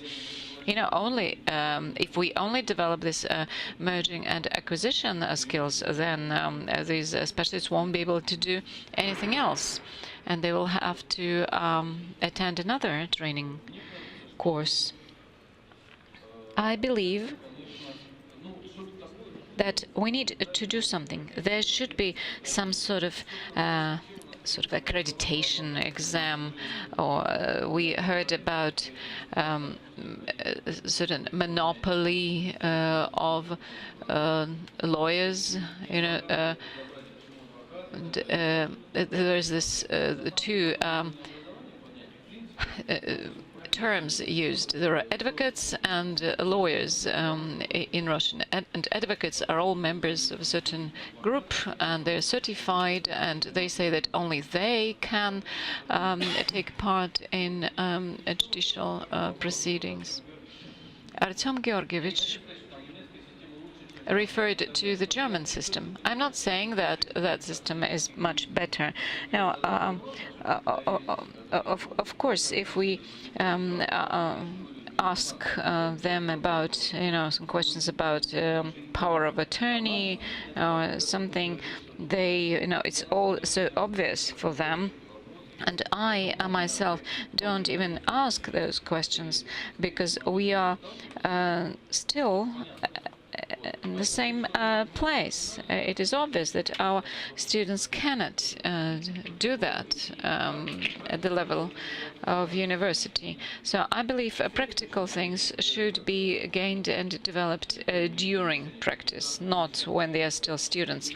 And as for master's programs, I don't like the system when there is an emphasis on practical things, that at the master's level, okay, there should be, 10 to 12 hours of lectures, and the rest should be workshops and seminars. I know very well what this might become. Okay, there's a different manner of teaching. Okay, you can give lectures, and there's another way. You can say, okay, by next week, read this, this, and that. And we tried to do it. Okay, only 1 or 2 students really fulfill this requirement. What about others? What can you do in the classroom if only 2 of them are ready for this workshop? So I don't believe that we need to think only about one paradigm. Okay, there are certain standards, yeah, and those bureaucrats, they decided that this is better. There are these standards, and there are no other alternatives. For example, we have in our School of Private Law, we have just 30 students, not 200 like at Moscow University. And we have 1 professor per 10 students. Okay, I have 6 teachers for 2 groups. And, okay, the amount of materials and knowledge, okay, it should be reduced actually a lot, and then we'll have to sack those people. So I doubt that the quality will be better. But otherwise, they can say, oh no, you are violating the standards, educational standards. There's another paradigm, the Western paradigm. I know a guy. He was attending a course in Florence, and the situation was very much different. Okay, there are questions, so teachers provide you questions, and then next time you come and you have to respond. And in our groups, there's only 1 person who will be able to respond to questions because they're ready for this workshop, and other students will be criticizing this unique person because, oh, you behave differently. And as for German standards or whatever, yeah, okay, we need to experiment. It should be more flexible because in the end we need to analyze what is better. Where is the guarantee that the standards we are having right now, what will be the outcome of this? Okay, we will see that only in 5 to 10 years. We are going down. The quality is going down, and all these mistakes that can be very painful. And I believe that there should be more flexibility and freedom in this sphere. As for this power of attorney, are there any people from the Ministry of Education? Do we have anyone? Oh, the cameraman raised his hand. Okay. Right, but we need to do this and that. But you see, there are no officials here. There are no administrators at the governmental level. But anyway, this Western experience, Right, special courses on international law are not necessary, but we need to develop how our norms, local norms, develop on the basis of the international law. So we shouldn't have a curtain between the national and international law. Dear colleagues, I believe that we can stop our sort of organized discussion. And now I would like to give the floor to Olga Shepilova. So she's the last plenary speaker. And after that, there will be a general discussion. Thank you. I have a presentation, actually. I know it is not trendy to give presentations, but I would like to use it still. And it is very much in line with what the previous speakers were saying. So my presentation won't be a conclusion, but at least it will be my comments. So when we are speaking about regulation of education, this, I believe, it is a bee in my bonnet, because I am very much aware of this. I cannot imagine, I'm not an employer, I'm not a practical lawyer, I do not work in a university, so I believe my opinion will be most alternative, and it is based on a survey. And if you wish to get more detailed results of this survey, you can ask me for it.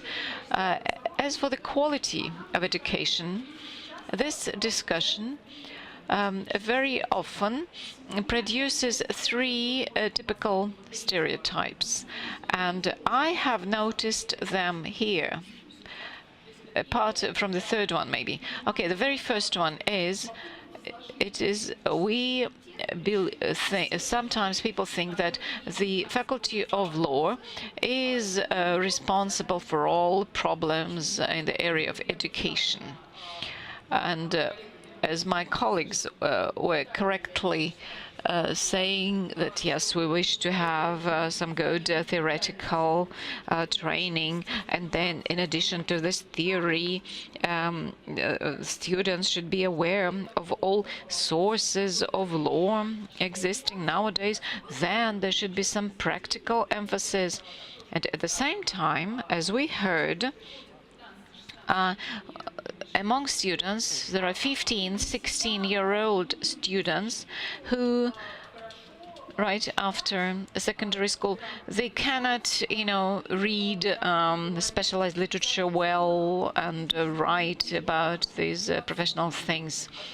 And it is expected from the faculty that the faculty should fill the gaps of secondary education, then provide this theoretical foundation, and then it will be a very good humanitarian education, because rhetorical education is important, and economic knowledge is important. And in addition to that, there will be a practical training as well. In this situation, the university is splitting itself, trying to meet all these requirements. And there's also an opinion that legal education should be linked to the market. That, okay, we can establish these professional standards, then there will be educational standards on that, and we will be training, we will be producing graduates which meet employers' requirements. This would have been great if we hadn't had some common standards for all universities. So all universities should be quite flexible, on the one hand, to meet the requirements of different employers and different companies. Then they should deal with practical and theoretical things, but they have just one standard. And the existence of these educational standards is supported by mistrust. Very often universities, they don't trust each other. Sometimes you hear, oh, there are those universities that produce university graduates, but these graduates don't have any skills or knowledge appropriate to the profession. And with this regulation, with some bureaucratic control over it, we need to stop it, and we need to close down all these bad universities, and then the quality of education will increase enormously. I believe all these stereotypes, they don't work. And we have heard already, since legal education is education on the one hand, and on the other hand it is related to the legal profession, we have these three different functions. First of all, general knowledge and preparation to legal practices and knowledge of law. So these functions, they can be distributed differently among different subjects. So it's not only the faculty of law that should deal with all this, because it is impossible to work on these three functions simultaneously. So faculties have to select certain items, or they share these functions with some other organizations. For example, professional schools, self-regulated institutions. For example, our Russian Association of Union of Advocates, solicitors, they try to work with this, and we can also transfer this function of theoretical skill at the level of university, and this is done usually everywhere in Europe. But preparation for practical work, this is done at a later stage. Or this general education should remain outside the scope of this legal curriculum. So when some general aspects are clarified and developed at the bachelor's level, then we can devote more time to detailed study of law and preparation for practice, because philosophy and general notions of science and so on, economics, it was all studied somewhere else. So we cannot decide, we cannot agree on all this. And as for educational standards, it should respond to expectations of employers and of other stakeholders, and universities, they have to deal with everything, and they are splitting themselves. Then, speaking about the market, the labor market. Okay, unlike the Soviet times, right now the market is very diverse, and it's hard to catch up with it physically, because we and the faculty, the legal curricula are for 4 years and 6 years, and these curricula should be developed even before they start inviting students. So the market is very diverse, and at a number of discussions where employability was discussed, I heard from employers that, okay, it's great when you manage to get stars. Lots of employers, they are seeking not for stars, but for clerks, legal clerks. And right now there are no diversified programs, because the educational standards are the same. So there's this discrepancy with the labor market. So we either have to allow this diversity or forget about the market. then the labor market and the educational market, they are not linked. So only the student is a link in this chain. The graduates have very different expectations what they would like to do with their lives, both in terms of the training and future profession. And speaking about the demand for legal profession, people who come to the Faculty of Law, they have certain expectations. Some of them, they want to become a lawyer, but it's only part of them. Some of them, they want to develop their legal knowledge, but then they will be not lawyers, but they will be doing something else. This is also an interesting demand. Then a great number of people, great number of young people, they come to these universities. It's like a kindergarten for teenagers. You know, their parents, they want them to communicate with nice people. They want them to keep them away from the streets and so on and so forth. And this is also a function, and these parents pay universities for this. And also there is a demand for just having a diploma. And this so this demand for just having a diploma, this demand is not from, this is some external demand, and these people come to faculties of law, and these universities have to deal with it somehow. And this fight against bad education is also partly a fight against bad lawyers. Okay, commercial companies, you know, they somehow select their future employees, and so okay, and if we know, okay, that if there's some bad specialist and then he becomes a judge, then maybe okay, there is some selection there. Начну с вас, пожалуйста. Now back to the general discussion.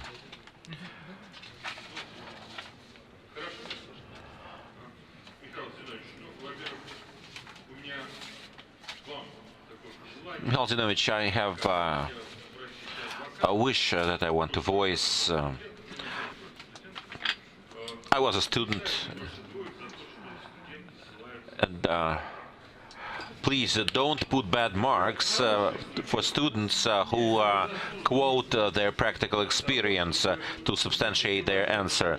These are good students, and the killing off their motives and their good feelings is a bad practice, training practice.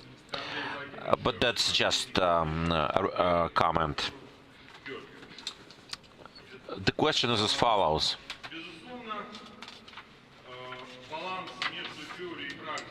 The balance between theoretical and the practical training is a debatable issue. And here I would like to support Andrei Vladimirovich. There must be a constant formula that accommodates both elements. And the place to implement this formula is a university or a law school. Legal language and the legal concept of a practical lawyer is being laid out and sculpted in the university. Legal language is a special language. Legal mentality is a special kind of mentality, and it is only the university that is capable of cultivating legal language and legal mentality. Nowhere else.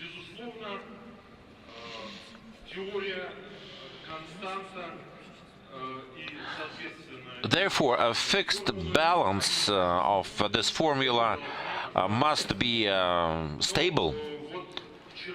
Actually, they do exist.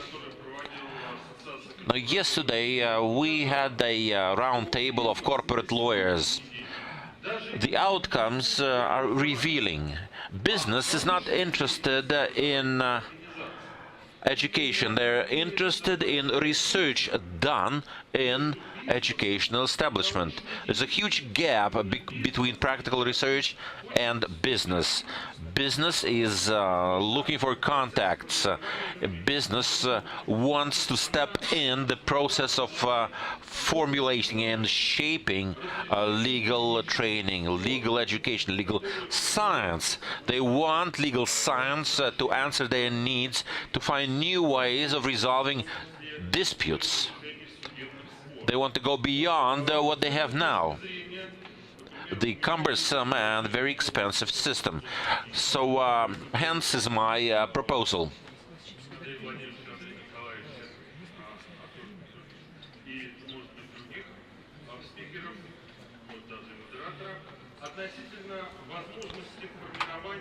My proposal relates to the idea of let me put an analogy. Now, we have consultative bodies at the High Court.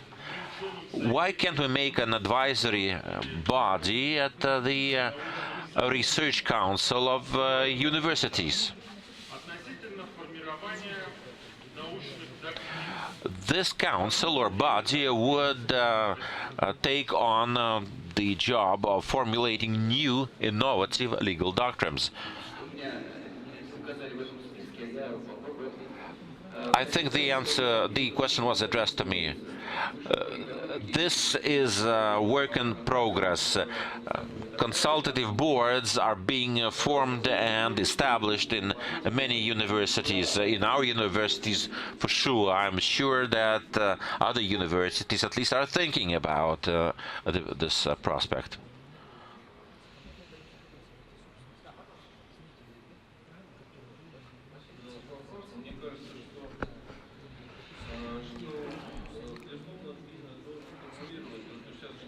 Now, I believe, of course, business must have a say, and business must be heard, including the scientific community must have a hearing apparatus to listen to the voices of the business community. However, the bodies that you refer to, consultative bodies, committees, are a bad example. They're not effective. They're bound to fail.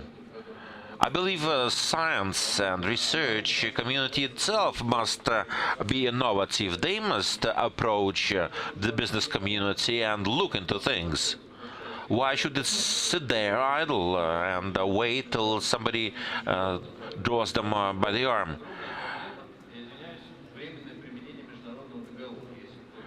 To take a practical example, provisional application of an international treaty.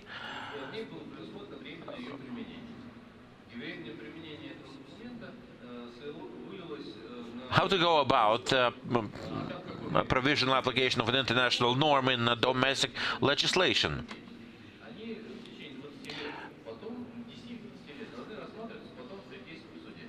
But the trick was that after this provisional norm was implemented, all disputes related to its implementation had to be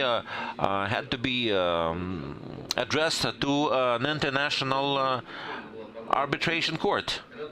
This was the case with UCOS. There's not a single research proposition, scientific description of provisional application of an international norm. So the problem is there. We need some theoretical groundwork to be done. I am not sure that business community should initiate research. Research the community must initiate working on concepts and push the theory on. We have over 2,000 legal schools and universities. They all have advisory boards and council, but they're not effective. They don't generate ideas. We need another format. Speaking about participation of the business community, probably they would do better participating with their money instead of their ideas. Now, for example, a banking community could consolidate a pool of resources to finance a piece of legal research. At least this is how things are done in England and Germany. So this is the way to go, in my view. The research community itself is pretty much impotent right now. It has to be pushed on.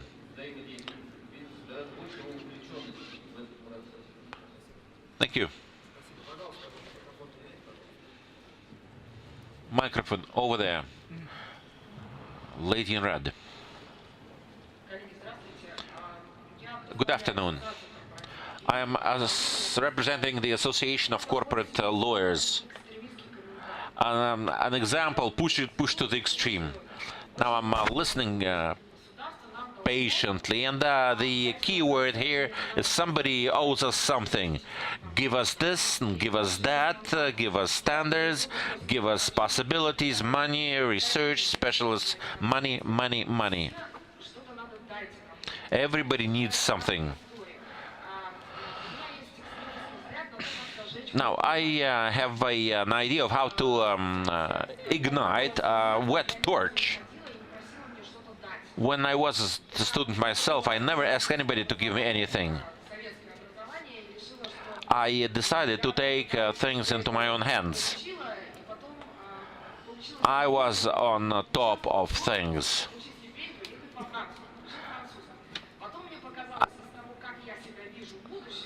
I built my own vision of myself and set my own goals. I didn't ask anybody to help me, to give me money, to apply for me. So as somebody who has a vision of his future career, he will find a way. He will find individual motivation. He will not go to a bad professor, cheap professor. He will go and listen to Andrei's master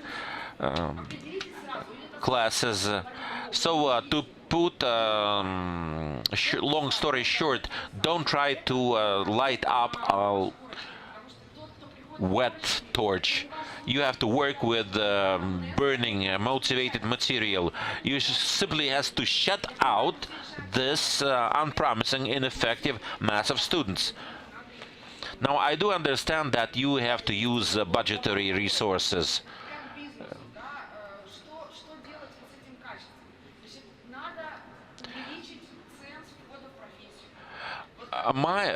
We've been talking about a key issue that would pull the whole chaos into an order. I believe this key point is the system of thresholds, high thresholds of entering into the profession. The census, the performance assessments, and all those things, examinations, tests that would make a profession difficult to achieve, that will screen out the chaff. This type of incremental thresholds will screen away the diploma seekers, the trophy wife seekers, and all those wrongly motivated mass of students. At the back end, we will have a small contingent of students that are motivated to build careers, that are motivated to acquire knowledge and to enter the job market. So what is the proposal? No, that was a remark. What do you mean? What was my proposal? You said you had a proposal. No, I meant a remark, a comment. We should work only with people who are worth working with those who have aspirations, with those who have motivation. Let's not waste our resources and time with the chaff, with the dead wood. Those who don't need it just may go home.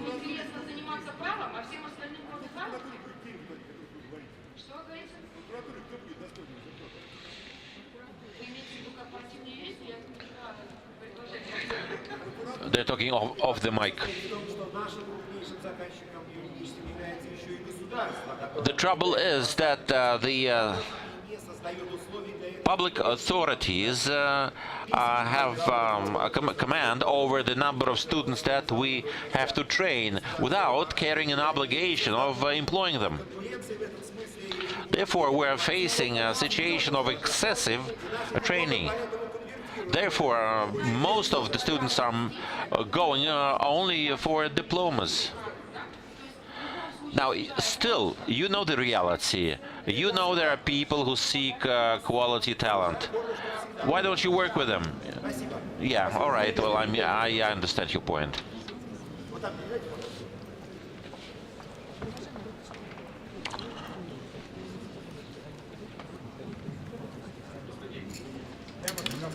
Good afternoon.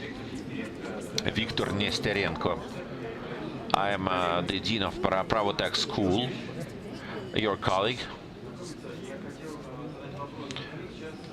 My question is as follows. Now, you've been mentioning a case of good and bad professors. In your commercial universities and colleges, have you been able to solve this challenge? Do you have a competition among professors for being good or bad? Or rather, being good or better? Well, this is a very pertinent issue. Commercial education is purely market-driven. There are no torches, no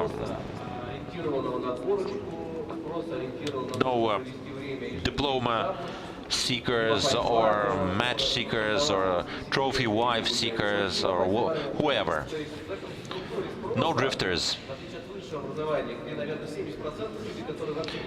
In public higher education, I believe 90% of students simply don't know what they want. Commercial education is market force, pure and simple. A company allocates money to train their own staff. Therefore, we don't have a problem of stimulating, of motivating the learning process.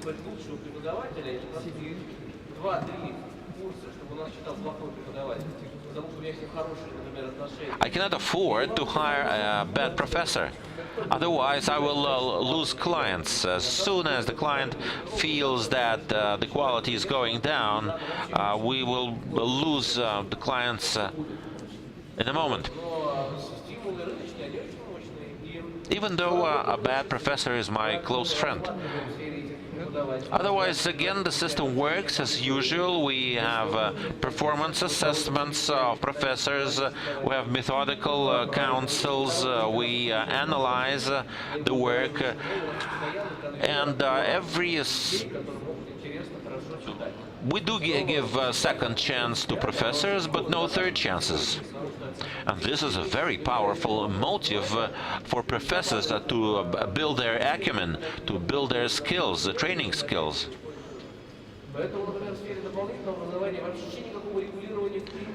Therefore, in the sphere of additional professional training, the issues we are discussing are non-issues. What we're talking about concerns only publicly funded higher education. The state is struggling to find adequate configuration, proposing standards, stressing quality, this or that, and all of it. It's a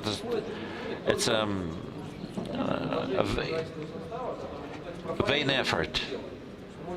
It's only too bad that the professorship of such public universities must vent out all those vain ideas and efforts. And the more we go along this way, the more things will become worse. The more corruption we'll have. So this is all wrong, all wrong. Distinguished colleagues, I must enter the last comment. Speaking about the educational standard, I think we have a misunderstanding here. One might believe that the standard is single for all universities. It's not the case. University standards has a shifting element. This is an element meant to accommodate university needs, the needs of a profession. We have the authority to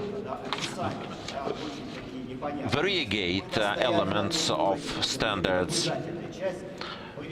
Some courses could go, some courses would stay, and that depends on our decision.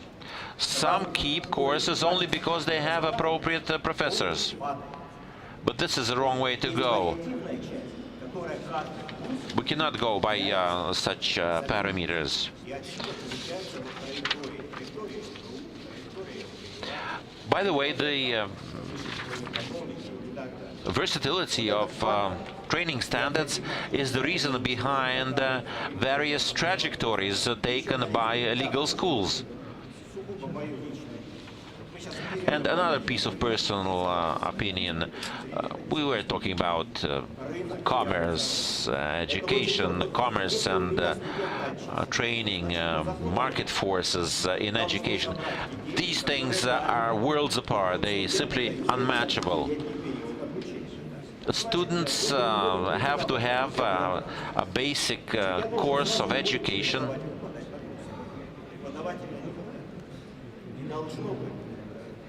There must be an element of moral education, cultivation, administrative requirements. Usually they are used to fix those things, to protect intangibles from being overrun by market considerations.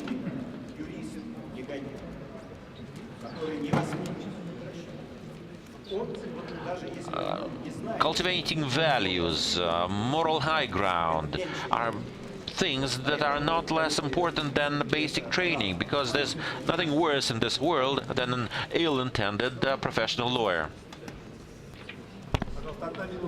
1 minute. We are going to start very soon, so you have 1 minute for your comments. My name is Svetlana Vasilkova. I represent one of the biggest public corporations of this country, and I, as Gazprom, and also I'm head director of a consulting company. You know, after listening to everyone, you know, really, I agree with all of you. However, you know, for example, in the medical profession, okay, they make surgeries, but law is equally, it causes a similar impact. Now, employers want the lawyer to know everything, you know, like circus actors, you know, and when we say, oh, these graduates, you know, they don't know this and that, but, you know, it's okay if they don't know some specific elements, but if they don't know basic laws, this is a problem. You know, we cannot allow students to graduate if they don't, if they have gaps in their knowledge. I cannot imagine practice apart from theory. Do you remember in the Soviet times only practicing lawyers could join the faculty of law? What about school children? They cannot even pronounce general practices of regulation, so they don't understand this. They are not ready to become these specialists after secondary school. So this is a serious problem at the country level. All right, a couple of words only, please. Thank you. I will try to be brief. I probably live in another country because I don't understand what bad there is and why we should all suffer that people make a lot of money having gaps in their legal education but working in a big company. Okay, those big companies should worry about this. Okay, I teach at the Urals Legal University, and I believe we live in a very liberal country. I mean, I teach in a very liberal educational establishment. I feel so much comfortable as I teach a special course to future prosecution attorneys, and I can be flexible enough. I can add more practice or more theory into it. I don't understand why we complain about these things. The opportunities that are provided by the existing curricula and standards, they are so wide. They are so wide in order to train both clerks and stars. We are all different. Some people need more judicial practice. Others don't need judicial practice. So, okay, let us remain the different, and employers will decide in the future who deserves being paid 100,000 rubles per month. And a lot of people believe that they know everything about education, but there's experience. In Russia, for example, there are corporate universities. There are not many of them, but they do exist and they function. So we need to analyze what they do in technical professions, for example. I know this because I work with them a lot. Thank you. Right, we are finishing our discussion, and we are lucky enough to have with us the academic and the doctor of legal science, Mr. Tolstoy. Could you please, in conclusion of our discussion, could you please express your opinion? What should be the immediate goals of the legal educational community? If I knew I would be requested to speak, then I would have run away from you. It's my honest remark. Okay, in order to be brief, I would say I know really nothing what we should do, and this is what I got from those brief comments that I was listening to. I don't know what to do, and to be on a more positive note, maybe I will refer to one fact from my biography. I'm sure you don't know about it. My granny graduated from the university in Lausanne, and she knew 5 foreign languages. And now, when some of us know at least 1 foreign language and is very fluent, then the whole academic community or the whole university where this person works knows about it. When my granny returned from Lausanne, then there was the Socialist Revolution, and she had to do something, in order to survive, and her life made her. She didn't have a diploma, local diploma. She had to go to become a student of foreign languages university. She was teaching there, and at the same time she was doing a correspondence course because she had to confirm that she is a specialist. And recently, looking through her papers, I found very interesting things, and she was writing poems not only in Russian but also in foreign languages, and she did lots of translations. And I also found a most interesting document. It was her diploma confirming that she completed the course of the Foreign Languages Institute University, where she was teaching at the same time. And that diploma was given to her on the 17th of December of 1941. Can you imagine what that year meant. And for many of the subjects related to linguistics and everything, she had excellent marks. And one of few disciplines where she didn't shine, and she had not excellent but just good, it was Marxist theory. Yeah, so let me stop at this point. Dear colleagues, thank you very much. I would like to thank Yuri Kirillovich. Our time is over. Okay, this was the first day of the forum, and we were one of the first events. And of course, the future belongs to the legal school. And we will have to walk this way, and you will see what will be the outcomes of this pathway. Okay, thank you for your attention, and I wish you good work during this forum.